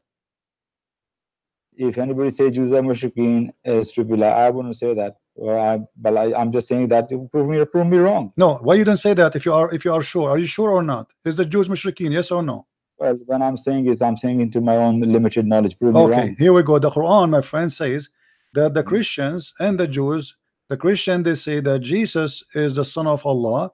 And the Jews they say Uzair is the son of Allah. So are they mushrikeen or not? Okay, of course not. So if somebody says that he have a son of Allah, he is not mushrik. Yeah, well, listen, Jews still believe the son of God. You know that Adam, David. No, Adam, my friend, no, listen. No. It says the Jews call Uzair the son of Allah, and the Christians call the Christ the son of Allah. So this is what it's meant about naming a person. He is the only one is the son of Allah. This is what the Quran is saying. Who's the one? They take the rabbis and which verse is 930 or 930? Chapter 9, verse number 30. And then the Jews say Ezra is Allah's son, and the Christians say the Messiah is the son of Allah. These are merely verbal assertions in imitation of the sayings of those unbelievers who preceded them. May Allah ruin them. So okay, son of Allah, Jews say many of son of Allah, son of God. So that doesn't mean they worship them. Really? Jews never worship anybody. Okay, should we go? Should we go? Worshiping Uzair. Okay, thank you. You remind me of Hijab when he said for 4,000 years, 4,000 years, not even a single Jew broke the command which is instructed them to worship one God. 4,000 years. So now you are confirming that your prophet is a liar. Thank you very much. Because this verse, my friend, let us go to Al-Mawdudi. Can we go to Al-Mawdudi, your favorite friend? Which verse? Al-Mawdudi, chapter 9, verse number 30. Okay, let us go to Al-Mawdudi. I like Al-Mawdudi. From now on, from now on, okay, Al-Mawdudi for the last 100 years. My friend, I like Al-Mawdudi. I love Al-Mawdudi. Let us see what Al-Mawdudi is saying. Here we go. Okay, Mr. Al-Mawdudi. But can I say something? My friend, don't forget, please, after you finish this, to download the video and post it in YouTube. Your YouTube, okay? Don't forget. All right. Can I say something? Do you promise me? Do you promise me you will post it in your YouTube? My YouTube? Yes. I don't have a YouTube channel. You are a speaker corner, but you don't have a YouTube channel. I couldn't care less about the YouTube channel. Okay. Do you promise me to open a YouTube channel and post this video, because this is a victory for you? Remember, the Jews, they say Israel, by the way, it doesn't say Israel, it says Uzair is the son of Allah, and the Christians say the Messiah is the son of Allah. All right. Now, I want you to read for me the interpretation. What is the interpretation?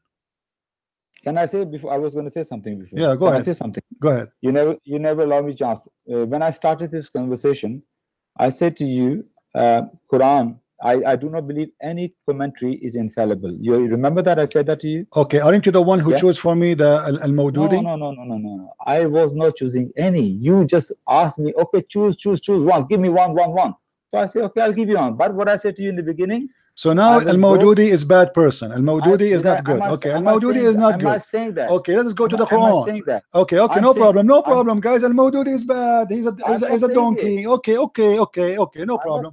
Let me ask you. Okay, does it say there? Does it say there? From the very beginning, I said, my friend, the commentaries are not infallible. Okay, no problem. Let us see what that means. Okay, I want you to explain the Quran for me. It says they worship, they associate with him. Do you see that? In the Quran, not the interpretation. They associate with Allah. Does it say that? This Messiah, the Son of Allah, these are merely verbal assertions in imitation of saying of those who unbelievers who preceded them. It doesn't say that. It says here in front of me, they associate with him. The Quran says that. Chapter 9, verse 30. What's the Arabic of that? No, not 30 only. You have to read the verses after it. Read with me. You see here, actually, even here it says. Read verse 30. Okay, read. If you continue reading the verse after it, verse number 31 says, okay, they take their priests and their rabbis as their Lord in the regression of Allah, and but yet they were commanded to worship Allah alone, and he he's saying, praise and glory for him, for he is etc. That you cannot have a worship or partner with him. So the verse is accusing them that they are taking partner and association with Allah, so they are mushrikeen. No, you're wrong. No, okay. Let me get you busted. Okay, hold on. That's fine. Let me allow me to get you. I'm not insulting. Just no, it's a word. I don't take it as insult. I know this is your habit. That's no problem. You can say it. You know what? In speakers corner, people say worse things than that. Trust me. Okay. I'm not concerned about me. What I'm concerned is when you say bad things about the Prophet and Allah. That's what I'm more concerned about. You can say whatever names you want to say. I have quite a thick skin. Trust me. Okay. No problem. But I was asking you a question just for the sake of fun. Are you slave? Are you Abdul?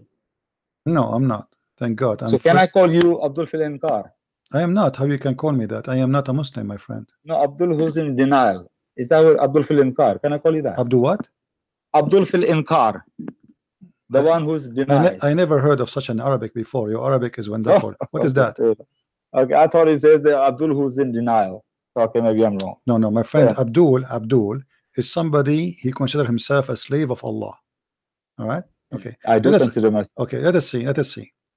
The Quran says, لَقَدْ كَفَرَ الَّذِينَ قَالُوا أَنَّ الْمَسِيحِ هُوَ اللَّهِ. Those who say the Messiah is Allah, they are kuffar. What verse you read? Explain to me how that happened. If you are not mushrikeen according to you.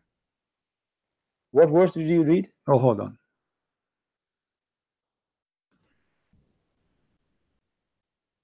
I just want to see the verse what you're reading. because I just this one verse what you quoted earlier about you cannot marry mushrikeen. I'm sorry, you were wrong. It was not Ahl Kitab. It was talking about the pagan mushrik. And if you read any commentary, I'm sitting here right now. I'm not. I'm just saying it openly. Read that you cannot marry mushrik women. That's not talking about the Jews and Christians. I can assure you, even you open Ibn Abbas if you want to. Okay. Do you like us to go to any interpretation you wish? To assure me? Me wish. You wish. No, you wish. I want you to pick up any interpretation. Okay. Actually, normally you like Ibn Abbas, don't you? You pick up Ibn Abbas and tell me about it. Says you cannot marry mushrik women. It is talking about Jews and Christians. Even I'll let you read that interpretation. Normally I say I'm skeptical about interpretation. No problem. Okay, hold on. Any interpretation. No problem. This is my confidence on that. That is not talking about Jews and Christians. Okay, no problem. And I told you that will be a contradiction, and I'm not shy of that because I'm a believer in the Quran. Quran says there's no contradiction in it, and I believe in it 100%. No problem. So that's why I say openly yes, but that is not a contradiction. That's talking about mushrikeen. No problem. The other was talking about Ahl Kitab. No problem, my friend. Give me a second.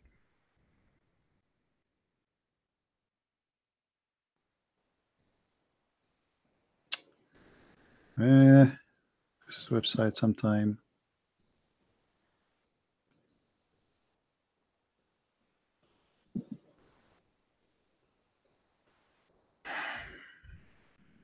Can you tell me which verse we're looking for? Hold on. No, I do not need you to help me. It's in the front. No. I didn't ask you. I say what verse we're looking. I just want to see so I can prepare myself for who you're going to read. You are the one who asked me to read it, right? I mean, you do not know what verse. Chapter 9, verse 31. Okay. Is it? You are the one who's asking me. You do not know what I'm talking about, my friend. Chapter, I think 328. You said. Chapter 2, verse number 2 to 1. And you said any interpretation, it's fine for you, right? Yeah, go ahead. Okay.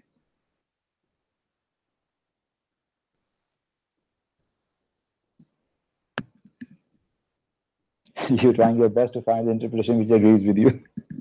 No, you see, my friend, we're not kids. I just ask you which one you want, and I will show it to you. You know. Let's say what Ibn Abbas says that you like. What about Al-Mawdudi? Don't you want Al-Mawdudi no more? You don't want Al-Mawdudi? We can go to okay, yeah. Commentary of Mawdudi. I have it with me. You want me to read it? All right, here we go. Let us go to Al-Mawdudi. As long as you like Al-Mawdudi. Go ahead, read. Yeah? Go ahead. Okay. Chapter 2, verse 221, and the commentary of that is, this is the reason for and the wisdom underlying the injunction mentioned above prohibiting marriage links with polytheists. Subhanallah. Polytheists. Who is the polytheist? Christians and Jews are not polytheists. Not according to the spirit. Not according to the spirit of the Quran. Quran called them Ahl Kitab. Polytheists are those Arab pagans. They were the polytheists. Okay, that's wonderful. Marriage does not consist merely of sexual relations between a man and a woman. So believing in the Trinity will not make you polytheist, right? Oh, I say how Quran address Quran. I'm asking you. If I believe in the Trinity, if I believe in the Trinity, does it make me a person who believe in Tawheed or a person who believe in a polytheist? Well, I'm going to even give you better what you like me to say. I'm going to give you what you actually like me to say. You are doing a shirk. Thank you very much. So here the verse saying, لا تنكحوا المشركات. But what did I say earlier? Quran put different boxes of people. What boxes? You just said the Christians are mushrikeen. The verse in front of me. You just said. Quran did not address them that. Quran addressed them as Ahl Kitab. Are you sure? Yes. Quran addressed them as Ahl Kitab. Anyway, I was reading the commentary. You didn't like the commentary? It says polytheists. My friend, say Jews and Christians. My friend, so now I need to show you in the Quran where it says we are kuffar, right?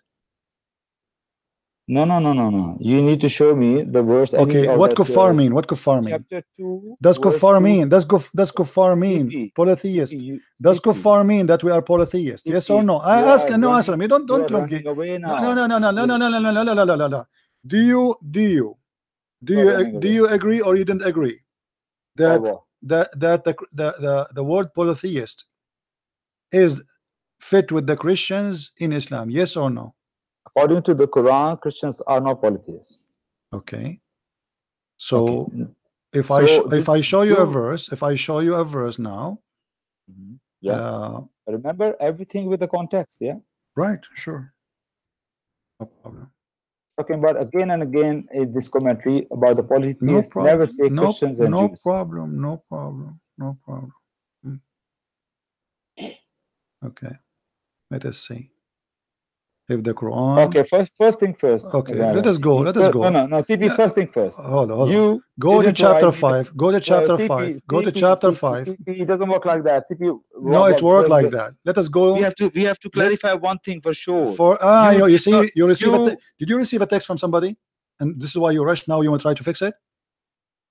For me? No, yeah. No. So what? You just said that if I believe in the Trinity, that will not make me mushrik. Everybody heard you. I'm keep telling you something. You just said everybody heard you. If I believe the Trinity, that will not make me a mushrik. You said that, yes or no? You are mixing a lot of my things. friend. Did you? Okay, here, read with me. This is Al-Mawdudi. This is the problem. This is Al-Mawdudi. This is Al-Mawdudi. It's most certainly, they committed blasphemy. Listen. You see, Abdul, hold on. You are the one who asked me for Al-Mawdudi. This is it. This is the chapter 5. Right to say my opinion. This is a chapter. Okay, go. Don't call me again, please. Let your dad call me. I'm done with you. I gave you a chance to prove yourself, and obviously you are all over the place. You remind me of a person. He turned on the fan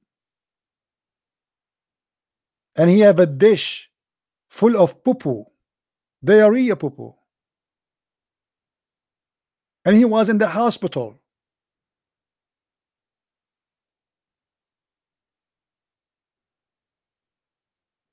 And you are a speaker corner, and you are calling me to get me busted. Okay, guys, I need to go to the hospital. Seriously, I got busted. I mean, really, look at my nose, man. I don't have a nose no more. It's like became like a big zucchini.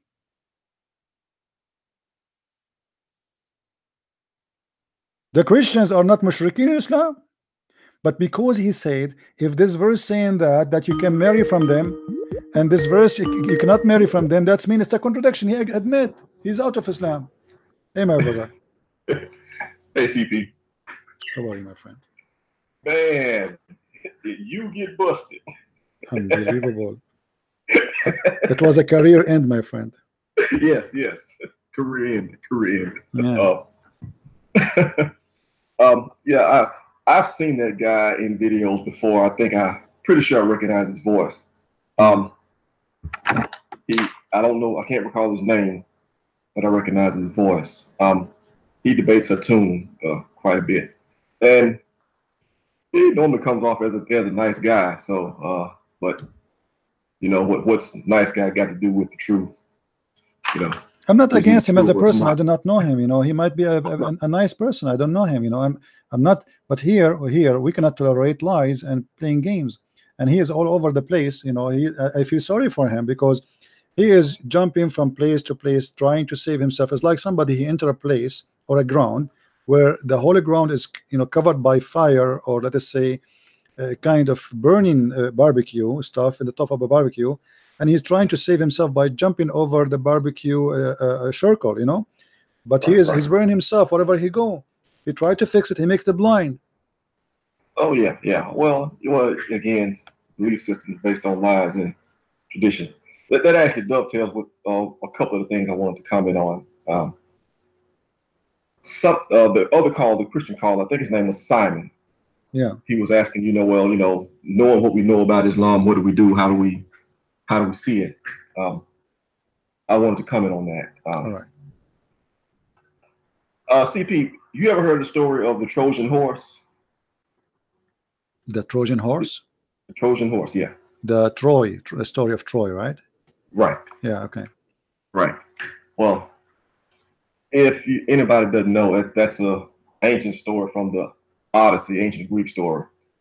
Basically, you had the rest of all of Greece at war with Troy, and they besieged Troy for like 10 years. And right before they were about to give up, they pretended to leave and they left the Greeks a big wooden horse, giant horse, as allegedly a gift. The Trojans thought they had won and they brought the gift into their city walls, but there were Greek soldiers hidden inside. So at night, after they brought the horse into the city walls, the soldiers snuck out of the horse and then they opened up the gates and then they let the armies come in. That's basically what Islam is. Yeah. See, people like this guy, is it Abbas? Is that his name? Abbas, yeah. Yeah. You know, I don't think Abbas is deliberately lying, at least not for the most part. Sometimes when you pin him down, no, I think there's a good decent part of him, but he is struggling. He's struggling. You know, the reason he called me, how he can prove to himself that he is really following the true path, and this guy is saying things which is challenging. So he cannot be right. I'm going to get him busted. Right, and he has to go through all these avenues to try to validate what he believes in. Yeah. Before he learns that that there's no way to validate them. But that said, people like him, see, he believes what he says, I think. But his view of Islam doesn't hold up. See, so you let people like him come in, he's Muslim and such, and then if they convince other people to be Muslim and such, believing as he believes, well, just like he can't defend his view of Islam from someone who knows the Quran and the Hadith and Islamic traditions like you do, he couldn't defend that against someone who knows the Islamic traditions and such, like from ISIS. See, he couldn't defend that, because just like you can speak the Arabic and expose all the stuff, the guy from ISIS can do that too. And the problem is, it really does say you can't take Jews and Christians as friends and such. It really says that. It really says kill them where you find them. It really says that. So when they're in a minority, nice guys like this, he can prevail because Islam is not governing. You have secular government or some sort of Christian government or some sort of hybrid in between the two, which is what you got now. It's a secular government based on Christian ideals. But anyway, once you have a critical mass of Muslims and they want to do some jihad or something like that, and this nice guy tries to come along and say, hey man, you can't do that. We can be friends with Christians, and they're going to ask him, where did you get that from? And he's not going to have a leg to stand on. He's going to expose. They're going to lose all the moral arguments, and so you end up with Pakistan or something like that. The true Islam comes out because there is no moral argument on the other side to push back against it. So I know Simon was asking, how do you address it? That's what we're dealing with. And if you look at the historical map, the spread of Islam, you can see the remnants of that all around. You can see what happened to Cyprus. You can see what happened to Lebanon. The Muslims, they used to be a small part there, and then now they are trying to take over Cyprus, and they're trying to take over Lebanon, and this is what they do. They go to a place and they try to take over it, and it's not their fault. I don't blame them. Yeah, and further east, is it not Bangladesh? Like the Rohingya, I think. Yeah. Further east, you see the same thing over and over again. You see it in Sub-Saharan Africa. It's the same thing. Small in number, peaceful, get along. When they have larger numbers, they make ruckus. And there's a verse in the Quran, 47:35, that tells them to do just that. Yeah. Cry not for peace. Cry not for peace when you are the uppermost. Yeah, when you are the uppermost. So when you're in the minority and you can't win, be peaceful. Peaceful, get along, nice, kind. Lie, yeah. Same as Muhammad, the Christian, the Jews, the Sabian, everybody will go to heaven, don't worry. Yeah, but when you're the uppermost, and you can be, honest, a Muslim who actually has a peaceful theology comes along and says, well, we should be peaceful. Man, where'd you get that from? Show me. Where are these Quran verses you got? Prove it. Yeah. And you find that they can't prove it. which something else he said that I wanted to comment on, which is when I heard it, that was when I sent a request to call in. You were on him about, I think it was 551. Don't take, they can't take the Jews and the Christians as friends, which it says, I think, the same thing in 328 as well. But at this time, I think it was 551. And then he went to verse 5:5 and claimed that he had you busted. This is this is one thing I hate about what I do. I get busted every day. He get busted every day. Amazing. So 551, it says, well, his point was, we can marry. It tells them, what is it? This day everything is, I wrote it down. Where did I put it? This day everything is lawful from the people of the book. Their food is lawful for you and your food is lawful for them. And basically you can marry Christian and Jewish women. Okay, well, if you can't, for those people listening, if you can't tell from my voice, I'm black. And if you can't tell from my accent, I'm African American.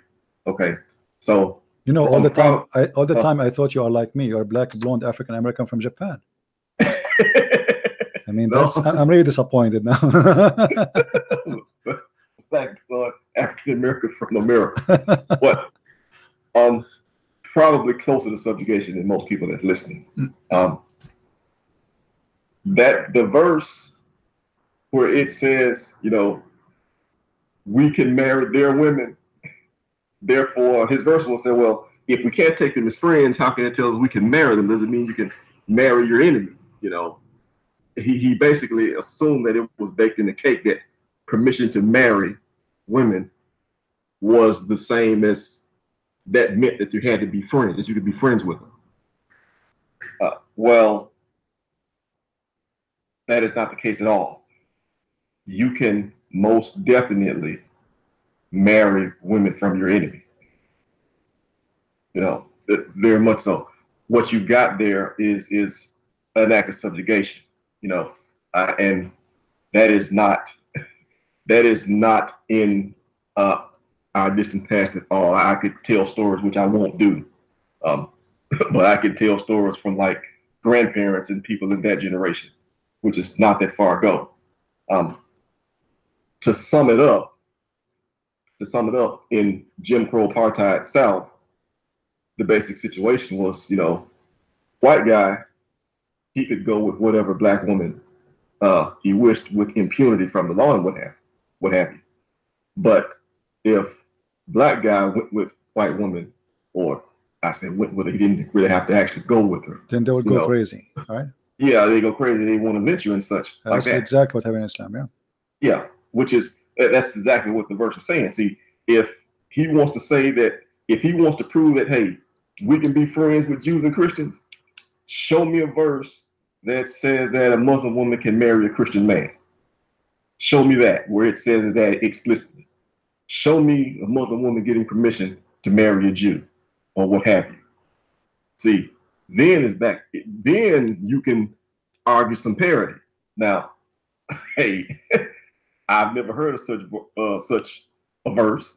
If he's got one, hey, please call up and show me this new verse, this new Quran verse. I like to read it, Yeah. But no, it just, I wanted to point that out there to him. You have to look at it both ways. To say that you can marry from my women, but I can't marry from your women, that's not an act of friendship at all.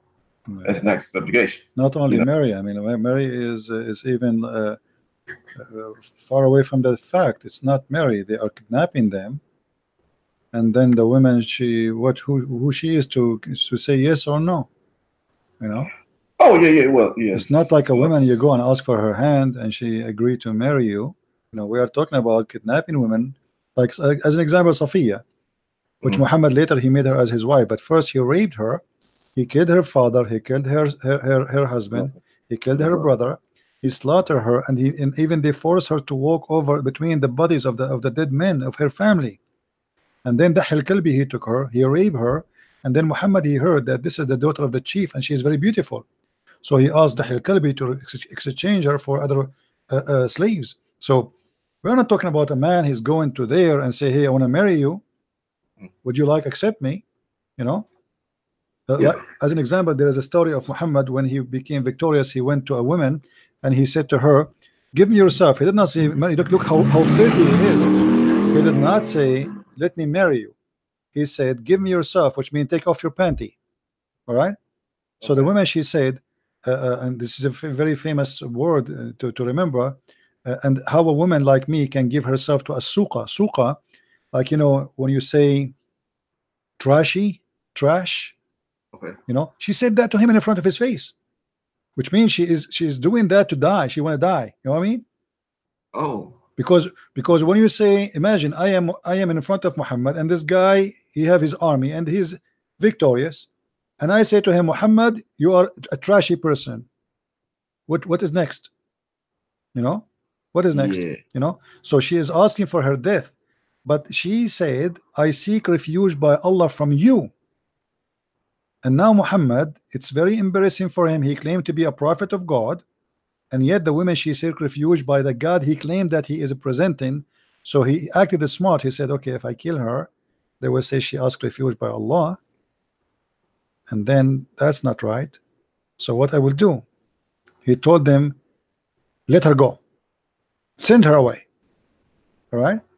But the woman, she said it clearly. And imagine what kind of a prophet he come to a woman. Imagine I come to a woman and I say to her, let me, excuse my language, let me F you. He did not even marry her. He don't want to marry her. He want to F her. Yeah. Yeah. And then he did, and by the way, he you know, like he wanted to beat her, and then she said, I seek refuge by Allah from you. That is the truth about what they claim. They try to make it as if it's like, we marry from you, we are friends, here we go, we are family, my friend. And this is why I warn anyone, you cannot marry from a Muslim. If you marry a Muslim, you are making a big mistake. Muslim or a Muslim girl, doesn't matter. It's a big mistake, because later, let us say this person, he's not a believer, he's a Muslim by name, but what is guarantee that tomorrow he will go to the mosque with his friends and he will start acting and learning Islam? Yeah. And then he will say, okay, I have the right to marry 4 women, and then I have the right to make my children Muslims. You cannot stop him from doing that, you know. And I have the right. Actually, even you see a Muslim woman, I know a guy, actually they took me to talk to him in person, you know. He was sleeping with the Muslim girl. All right. And then she said to him, well, I cannot continue sleeping with you because it's haram. I can sleep only with Muslims. And this guy is young, you know, he like her, she is good looking, you know, she's very pretty woman. He want to sleep with her. So he said, what I should do? He said, if you want, we can go tomorrow to the student association in the university. Both of them, they are student in university. And you announce yourself to be a Muslim, take shahada. And then he said, so after that we are okay? She said, yeah. He said, okay, we can go and have sex together again. He said, sure. So I went to talk to him, and he refused to tell us why really he want to convert to Islam in the beginning. And then you know, I talked to him, he refused to tell his family. But when I sat with him, I start asking him, why really, like, what do you know about Islam? He said, I know nothing. I said, so why you want to convert to Islam if you know nothing? He said, I don't care for Islam. I said, so what do you care for? Why you want to convert? He said, well, don't tell my family, okay? I said, okay. I have a friend, she is my girlfriend, and we are sleeping together for more than 2 years now. And now suddenly she said to me, you cannot do it no more unless you convert to Islam. So he said to her, so you are saying it's forbidden for you to sleep with me if I am not a Muslim? She said, yes. He said, okay, why you didn't tell me before? Why you slept with me before? She said, because before nobody told me that this is haram. Now I've been taught. So if you want to have sex with me more, you have to convert to Islam. So the guy, he said, I said, so do she want you to marry her? He said, no. She said she will sleep with me, but I have to say shahada. And I don't want to lose her, really. I'm attached to her. I said, so if this girl, you convert to Islam today and she leave you tomorrow, you will leave Islam? He said, yes. I said, do you know that if you convert to Islam, they will kill you if you try to leave?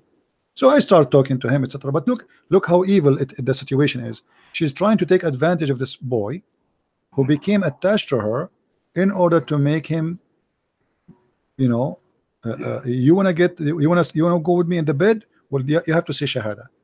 There's a price to pay. And this is exactly what the devil is about. So if it's a girl or a boy, it's still at the end, they are going to make you convert to the religion, and they use sexual relationship, or what you call it, even marriage, because a Christian, when he marry from a Muslim, this is not considered as marriage in Christianity, unless say that again, CP. When a Christian he marry someone is not a Christian, that is not marriage. That is a sexual relationship. Marriage only between two believers. Only if you are a person who used to be not a Christian and you married before you became a Christian to a woman, she is not a Christian, that is accepted, because God don't want you to destroy your family. All right, but you don't go and marry a woman, she is not a believer. You don't go and marry a man, he is not a believer, because darkness and light cannot be under one roof. You know, there's a big confusion will happen, big destruction, and it's wrong. Yeah, well, yeah, that'll make a mess. In which, now, the young man in your story, I don't know how it turned out, but if he converted, she was going to ask him to pressure him to marry her next. Yeah, see, that was coming. Maybe that's what you do. She sleep around, and it's doing, she is doing jihad, you know. So, but anyway, the guy, he did not convert to Islam, but he is not a believer anyway. I mean, he is not a Christian. I just try to help him, feeling sorry for him. He is just under the influence of sex, you know. Right. Well, and then when I went to his room, you know, like I said, when I start talking to him, his family came. In the beginning, his uncle brought me to his house. The uncle did not get in. He said, "You want to talk? You know, can he talk to you? You know?" And he knew me from before. So I went inside his house. But then some of his family came. So we went to his room. And you should see the picture of the Muslim women in his wall. He have big pictures of her naked, totally naked, you know. And he said, why you have those pictures? He said, oh, this is her. This is her. You know. So she is totally naked, wearing no clothes. And suddenly she is talking about halal and haram. And she said, so do she come here and visit you and your family? He said, yeah, she sleep here. He said, where here? He said, yeah, she sleep here in my room. I said, now she's still with you? She said, yeah, she's here. You know, she will come later. She's cool now. She's moving with him. She live with him. You know. So and I said, and I told, you know, he told his family that in the beginning his family did not like her to move in, but he said, I'm not going to go to school unless you allowed her to be with me. So he's like forcing his family to accept her to be with them. So she's having free accommodation, free housing, free food. He take her to school, he bring her from school, he have her naked picture in the wall, and suddenly she is a woman who is a person of dignity and believe in God, and she want him to say shahada. Yeah, well, yeah, she want. Well, she wants him to marry her. That's what time it was. That's what I said. She's been sleeping with the guy for 2 years, and then all of a sudden she can't do it unless he's a Muslim. But then even after he converts to Islam, she's still not going to want him to marry her. This is why there's many people, they don't care. Many people, they don't care. They will say shahada. I mean, he want to have the women. He will say shahada. So what do we do? Okay, let's say shahada. You know, I want to have the women. Okay, what do you shahada? Let me say it. You know, because he don't have religion. He don't have anything. So okay. What shahada? Is that will make you take off your panty? You know? Yeah. Okay, no problem. You know? Yeah, but at the same time, like I said, once they're in Islam and then they decide to be pious and try to study and then try to learn some stuff, the behavior changes. You know, behavior changes. It's a Trojan horse, pure and simple. You know, how else can you say it? Yeah. So, but CP, I believe that's all I had. When I heard that, I wanted to put that out there on the air, for the sake of this guy, you know. Because he seems to say this kind of thing in good nature, but it's the opposite. I mean, that it's not friendly in the slightest, you know. And it's pretty much common knowledge that, like, with Muslim people, if you try to marry their daughters, they want you to convert to Islam anyway. Isn't that common? Yeah. Well, this is. I mean, you learn more and more from stories, and many of them are stupid stories. People don't care. People just want to get have sex, free food. You know? Yeah, they're ignorant. Yeah. But that still makes a problem for the rest of us, you know, because they make mistakes, and this is what make my life harder, because the first thing I face when I do what I do is ignorance. Even Christians, they attack me, you know, because of their ignorance. They say to you, "You are not being loving Christian when you do this way." I mean, why you are doing that? You know, they insult you. You know, they say to you, "You're not being Christian by doing that." Did you call this guy stupid? You see, the Bible says the one who don't believe in the true God is stupid. What's wrong with that? So the problem is you try to save their kids. Okay. They don't want you to be around because simply you are not being good Christian. But when something wrong happened, they call me, "Please save our child." His family, the family of this guy, they don't like me because of what I do. You believe it? But right away, when this happened to their child, they called the father. He called his brother-in-law. He said, "Please, can you call your friend, the guy who, you know, maybe he can." You know, right away, I am the one who will save their son. But always, I am not a person they like because of what I do. But when their son is going to convert to Islam, suddenly, "CP, please, CP," you know. And then his mother, she want to give me a gift, and his father, "Please, name anything you want." I said, "Don't. I'm not here for you or for her. I'm here to do what is right." They said, "No, anything, just name a gift. You save our son." I said, "I save no one. Just thank you very much. Take care." You know. So yeah. They make fun of you for doing what you are doing, but they will remember you. It's like you know, like carrying a gun. Yeah, like the story of the carrying the gun is the same story. But I mean, it's like somebody want to teach you how to swim and say to you, "There's a flood of Noah is coming," you know. So they remember Noah only when the flood come, but nobody want to believe Noah that the flood is coming. Yeah. They wait until the flood come, and then it's too late. And this is why I encourage people here to share the knowledge about Islam with their children. Don't wait. They go to school, they meet others, people, they fool them. Even those who they are called liberals, they are spreading Islam. You will see an actor saying Islam is a peaceful religion. You know, actors, they are promoting Islam. So we have to be vigilant, and we have to be careful, and your child is going to be exposed to many bad things in life. If you don't talk about it, somebody else will talk about it, and they will talk about it in the wrong way. You know what I mean? If you don't tell your children now, like if you don't tell your children there is something that's called AIDS, well, your son might get AIDS. If you don't tell your son that there is drugs will destroy you, drugs will destroy him, because nobody told him. He's a kid. Somebody gave him something to try, he became addicted. So you have to speak about what is dangerous, otherwise dangerous is there. If you don't speak about it, doesn't mean it's gone. Yeah, you have to arm them with these things, you know. If you don't, like you said, well, just what you just said, if you don't arm them with the knowledge of these things, then when they get out there and they get exposed to it for the first time, it's easy for them to fall into the trap. Doris, let me tell you this. Once I saw a post in YouTube, someone there's a video of, you know, a video of mine, but it's not my channel. You know, many people post my videos. Gotcha. So I was looking at the comments, and I saw someone posting like sound like a young, very young kid, because the text like, "Ha ha ha ha, your God is a leg," you know. So I click at the page of this guy in YouTube. I found he's not even like maybe 9-10 years old. You know. So imagine now a 9 years old can get Abdul busted, because what we do. A 9 years old, he said to him, "You worship a man." The Muslim, he said to him, the guy who's talking to the kid, he don't know he's a kid, you know. He's saying to him, "You worship a man." The Christian boy, he said to him, "Ha ha ha ha, you worship a leg. Allah is a leg. Ha ha ha." You know. I click at his page to see why he's talking like this. I mean, it's very childless, and he's a kid. He's just a kid, you know. He's literally a kid. He have like games for cartoon in his YouTube channel. He have a video of him how to play this game. So the same kid, like, he's there, and he is just a kid saying to the adult Muslim, "Your God is a leg." So because of what we do, this child cannot be deceived. You know, like we gave him the flu shot. Your God is a leg. I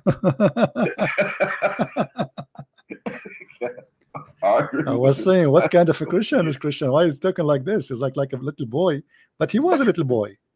You know? That's a good one. Yeah, you know, when I start talking about Islam, I'm not exaggerating. There's nobody knows anything. You see, what we did, I say we because I believe that my work was not only me. I mean, people who helped me to spread the truth, etc. It was a revolution. Most of those who speak against Islam right now are people who learned from the first generation who exposed Islam, and the first generation is us since the internet started. Before that, nobody knows what Islam is about. This is why Didat, he looked like he is victorious. Why? Because at that moment Didat was debating people who know zero about Islam. Yeah. He go to debate you, he's not debating Islam, he's debating Christianity. So it's one-side debate. When you debate only, you know, imagine I go to a debate and only I can throw rocks at you. You know what I mean? Yeah. And then how we can have a debate if the debate is only you attacking my Bible? This is why Didat, he looked like he was so smart, and the other guy, he looked like he's a fool. Because it's one-sided debate. When a Muslim, he call me right now, I get him busted in 2 seconds because I have knowledge of his religion. Yeah, you got knowledge of the Quran, which, well, it just cannot be defended. You know, I remember when I first started looking at this stuff, which I guess I've been following you now for what, 2 years, going on 3 years now. Well, time go fast. Go fast, yeah. First time I talked to you, I used to have 4 wives. Now I have 6. I don't know. Let's see. Okay. Yeah.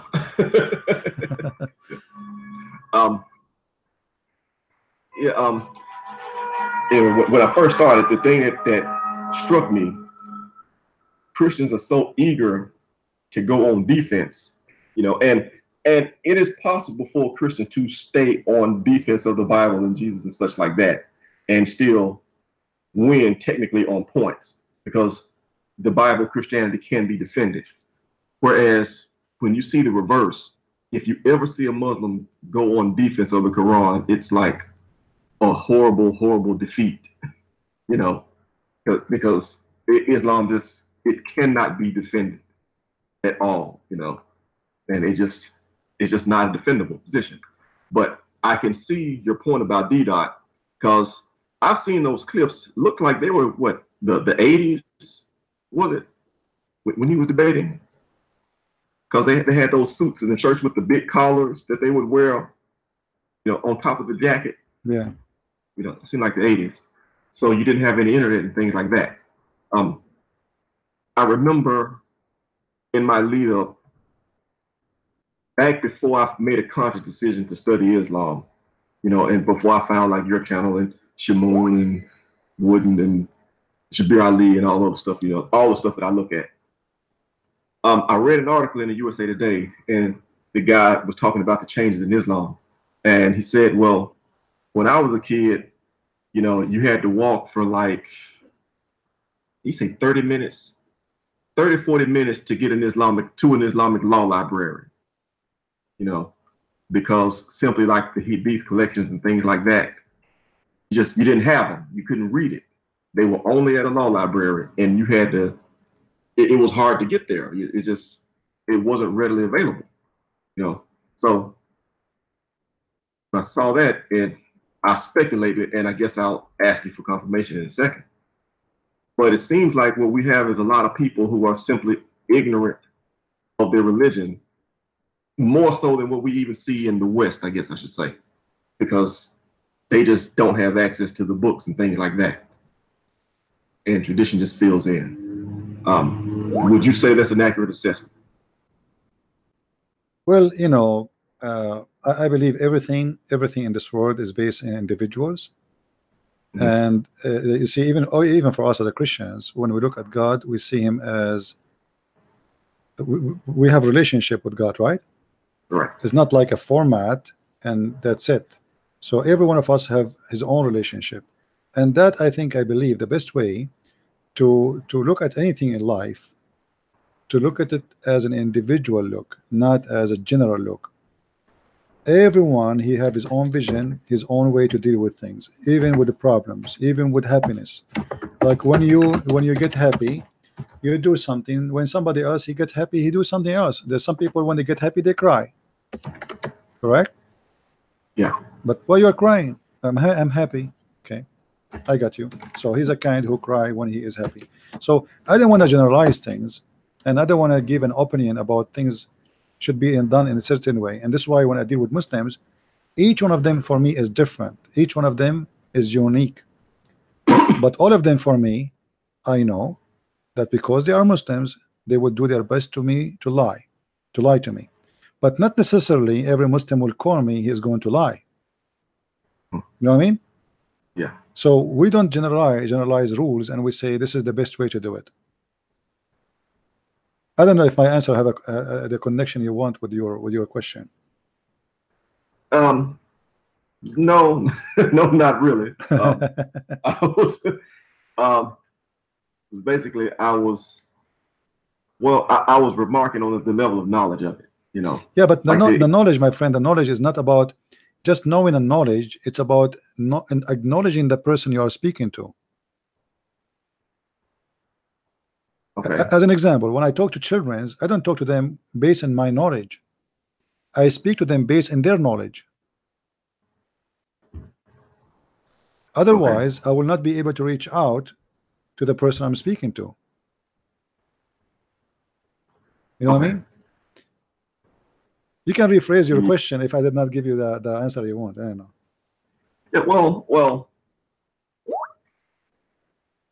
basically, I was going for the general level of knowledge of the Muslims that we come across. How much do they know? There's nothing is called how much. The more you can know, the better. I mean, this the process of knowing is endless. Until now, I am a student. I'm learning. You know, the second you think you know it all, it's mean you believe you are God.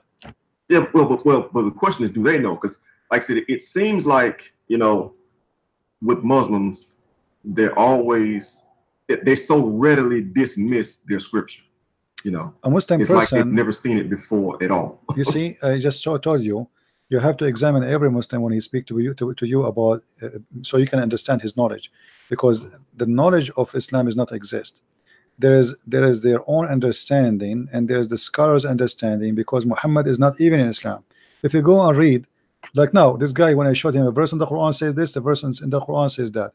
The only way to explain it is to find a way to get away from the contradiction. But this guy, he said fast, okay, this must be a contradiction. Then if it is true, show me. You challenge me. But if he is a person who have knowledge, he will not say that, because that will get his religion busted. Because he do not know what is going to show him, he was sure there's no way it's going to be there in different place. You can marry women who they are not Christians. You know, you cannot marry a woman who are Christians. So he jumped into a conclusion based on his knowledge that the Quran does not have contradiction, and based on that, I'm going to challenge him. So you need this is why when I debate Muslims, I don't debate them. I play the game of you know, the cat. You put a rope in the front of it, you know, and the cat chase the rope. Just put a rope in the front of the cat. She love it, you know. Yeah, but that's kind of what I mean. Like this guy, you know, they seem so confident that these types of contradictions are not in it. This is the confidence of stupidity. It's so obvious. This is the confidence of ignorance, you know, because when you are ignorant too, the same as Muhammad Hijab, he was debating David. He says, "Show me, silence me, show me." You know, you look at him; he's so confident, you know, but his confidence is coming from stupidity, from ignorance, not from knowing. If he knew, he will not say what he said. Yeah, I don't think so. Which I think.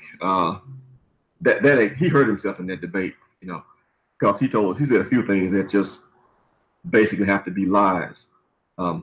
If he's done any type of research or looking at all, and I think people are going to remember that. Every single question he answered by a lie, by stupidity. You know, let us say it this way. It's not even can be counted as a lie as much it is stupid. But the Muslims, they like about him that he was a comedian and he is making fun of his opponent, but they did not notice, because they are stupid too, that he is being stupid and he's exposing his religion. You know, when David Wood, he says to him, well, if you don't work, you know, like, okay, if it's impossible for a man to be God, you Muslims, you collect the spit of your prophet and you wipe it over your face. What he said? He said, okay, so are you saying if somebody spit, he's God? Okay, okay, I'm God now. What is this? What is the answer for the question? Why you Muslims? He is asking you, if Muhammad is just a man, why you collect his spit and you color your face with it, you paint your face with it. This is not about if he is a spit, he's God. You are collecting his spit. You are fighting over it. Right, you know? Right. He totally misses the point. So the answer, Muslims they don't even listen when a Muslim he defends Islam. Whatever he say, they like it. This is why if you go, you see, this is the thing about Muslims, and this is what I like about them, by the way. One of the things, they support each other. If I am a Muslim, do you know how many subscribers I would have now? Millions. Yeah, a lot. But Christians, how many of them they support what you do? Few. The rest, even if they watch, they don't even subscribe, they don't even share. Muslim, they support you. It doesn't matter how stupid you are. The second you defend Islam, we support you. Doesn't matter who you are.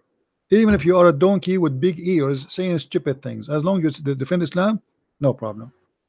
Yeah. But like now with the job, he acted a clown. You know, he acted a clown. He made some mockery of David. Tried to mock David and things like that.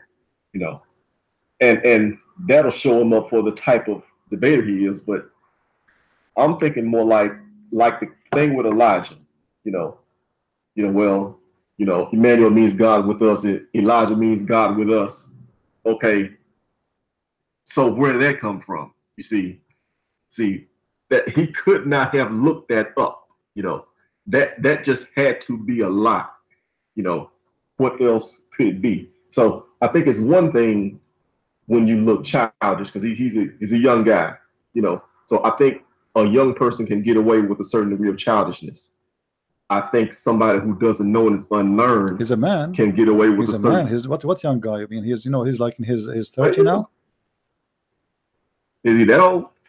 Well, he is in his 30. I mean, what if you are not man in this age? When you will be man then? Is he 30 years old? What he is then? I don't know. I think he is in his 30. Okay. And the guy, he was a teacher in school, and even they kicked him out from his job because he was doing wrong. Supposedly he was teaching violence. So they kick him away. He lost his job, and now he's trying to find a source of income. This is why after the debate, less than 8 hours after the debate, him and his nurse Ali Dawa, they made a video asking people, we want brothers, sisters. There's 2 billion Muslims. There's 160,000 Muslims in Islam, brother. Why? Not because Islam is wrong, brother, but because they have wrong understanding, brother. Brothers support us. Dua are the one who defend Islam, brother. So they want to take the benefit right away. They collect the benefit of this debate because many Muslims, they thought that he is the winner. So now what the benefit? Donate for us. So they are asking every Muslim to donate £100. And they want 500 supposedly, but you cannot control the number, right? The second you ask for 100, it's not going to stop with 500. God knows how much money they will collect. But even if it is 500 only, that means £50,000 a month. Yeah. Yeah, that's a lot. And why right away after the debate? Imagine each time, like now, I was debating this guy. I say, hey guys, please, I want £50 a pound, brother. Then we are defending that. Obviously, it's a business. Yeah. I want to take advantage because now I proved myself in front of you that I can debate. But the fact they did not debate. It was a joke. But this is the purpose of this. What they do? It's money. It's not about you see, he did not answer anything. He have no knowledge of anything. He was just making a mockery. And few hours after the debate, he made a video with Ali Dawa asking for £50,000 donation. Yeah. Well. Now I guess if you're going to try to use it as a fundraiser, it's best to do it immediately after. Yeah, before see? the internet has Yeah, time each time I digest get it. the Abdul busted, I should ask for 50,000 pounds. Well, I mean, if you're going to run a scam, okay, if you're trying to run a scam, it's best to try to collect the money before you get exposed. Yeah. You know, because you know, like I mean, you've been laughing about that video, about that debate ever since the next day, like how priceless it is. You know, always, if you want to ask yourself a question, if somebody is so confident of his knowledge, why they don't do what I do? Open sky, people call me. You know what I mean? Yeah, any question? Yeah, because I'll say this much, man. You put in a lot of work, man. Yeah, when I open my Skype, can I predict what the question will be? No. A Muslim call me, he can surprise me with things I never maybe heard before. This is a big challenge, right? This is a huge challenge to have the courage to say, I can answer you, call me. They cannot do that because they don't know what they are talking about. Like this guy, he is a speaker corner. He labeled himself as a speaker corner, but what speaker corner you are? He know nothing about Islam, and the rest of them is the same. But man, but it's to do what you do, man. That's a lot of study, a lot of years. I mean, I'm not ready to say that just because a person can't do what you do, that he's an idiot. I mean, yeah, that's just a lot. I mean, to say, call me, ask me about everything, you know, and to make up any kind of dumb topic, you know.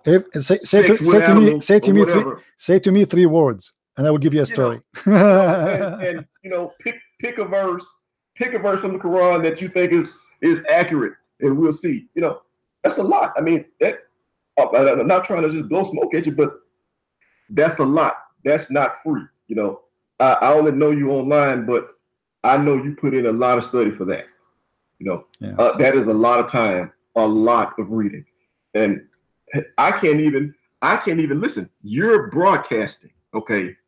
I'm on the other end trying to listen, and I can't keep up with all the video that you put out.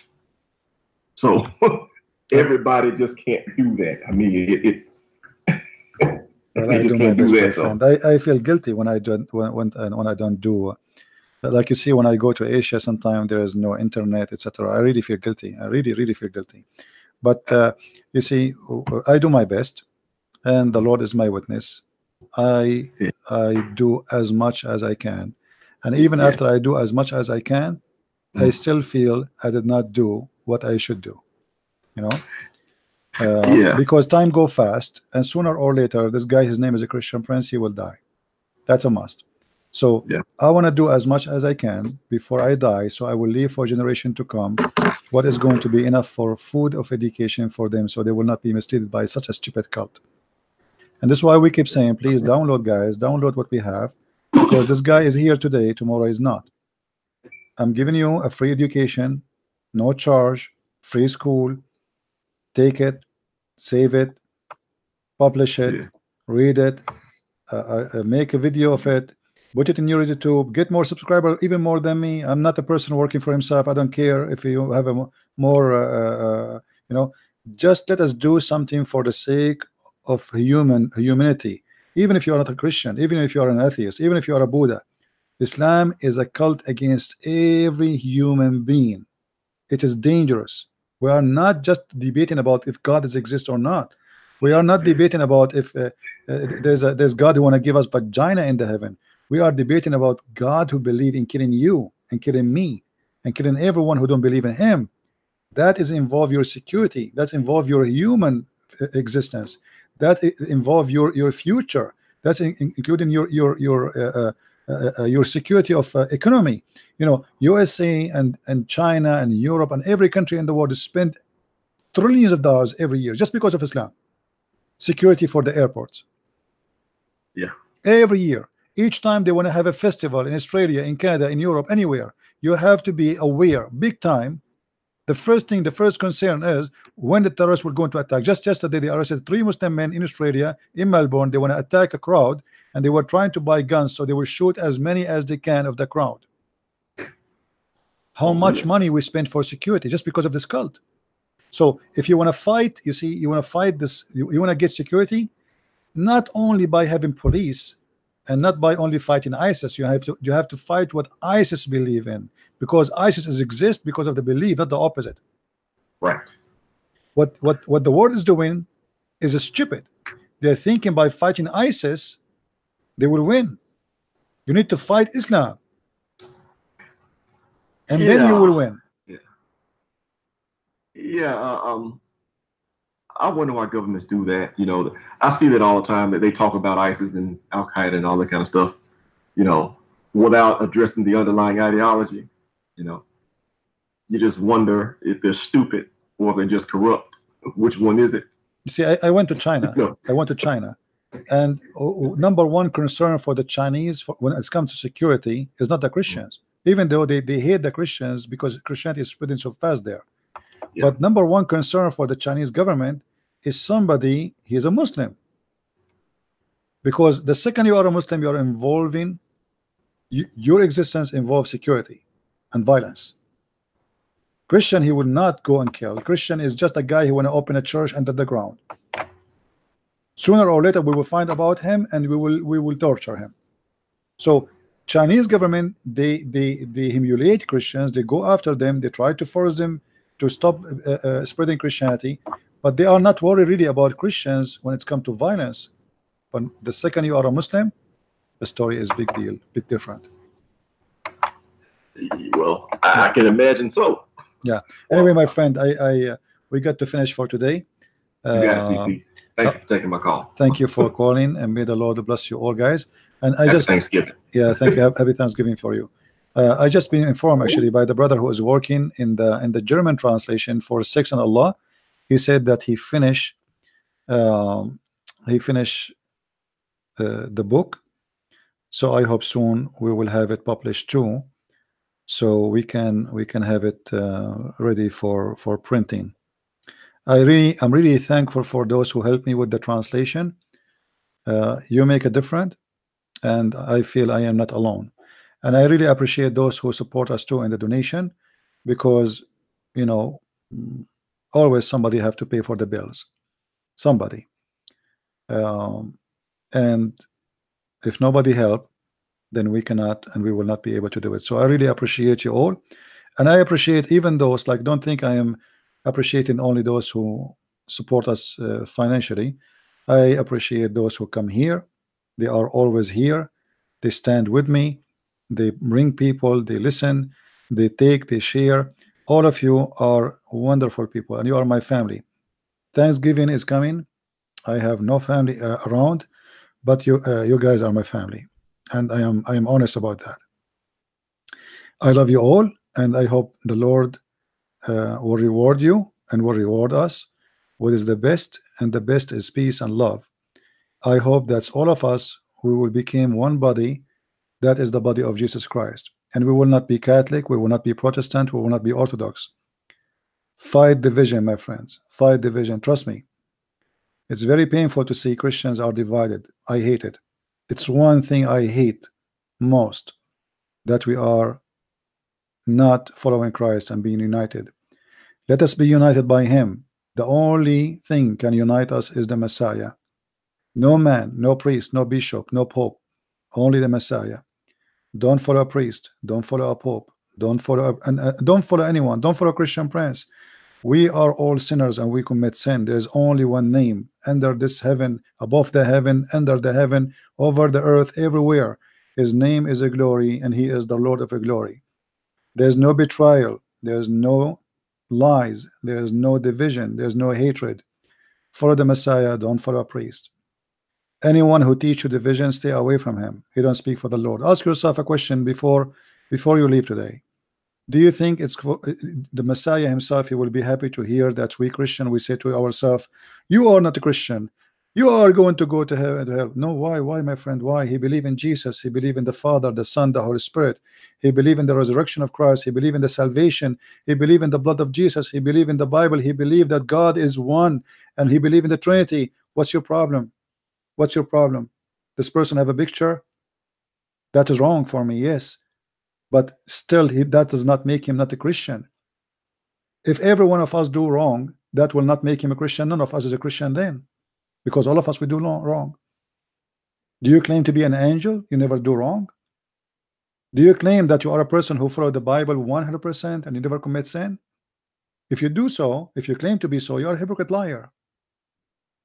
So my friend, let us be united by him and stop being foolish. Division is a foolishness. Be united with your brother and sister in Christ. Their church name is not important. What important is, do they believe in Jesus? I don't accept Jehovah's Witnesses because they are false. They believe in Jesus as an angel, or they believe in gods. That is not Christianity. That's far. But somebody believe in the Father, the Son, the Holy Spirit. Somebody believe that Jesus died on the cross and he is coming back and he is the only salvation. Somebody believe that God is eternal and he present himself in a person of a man. His name is the Christ. Somebody believe that not everyone says to me, Lord, Lord, will enter the kingdom of my Father, will be in my Father kingdom, but the one who do his will. That is a Christian person, my friend. Many people, they will say God, God, but the Lord will say to them, depart from me, I do not know you. They will say, we made miracle in your name. He will say to them, you did it for your own glory, not for me. Many people worship God by their tongues, but they do nothing for him. Ask yourself, please, how much you do for the Lord. Those people who help me with the translation, your reward is not from me, your reward is from your maker, because you help many by your translation to see the truth. We always require to give fruit. The Messiah said, the tree who don't give fruits will cut off and will be thrown in hellfire. Don't be that tree. Please don't be that tree. Time go fast. Time go extremely fast. When I hear somebody saying, I was listening to Christian Prince for 18 years. Imagine 18 years. You believe it? 18 years. Time is extremely fast. When he said to me, when this guy, he called me, and I was listening, this guy is saying to me for, when did that happen? 18 years? How? Time goes so fast. It's like yesterday. And time will come and your soul will be taken from you. Remember what the Bible speaks about those when the Lord, he gave them investment to invest. And there's a person who double it 5 times, and there's a person who make it twice or 3 times, and there's a person who hide it. Don't be the one who hide it. You will be questioned why you are coming along. Why you spent 70 years living in this earth, but you did not bring one person to Christ. What you were doing? You were eating, drinking, sleeping, dancing, going party, working, making money. Bring someone to Christ, my friend.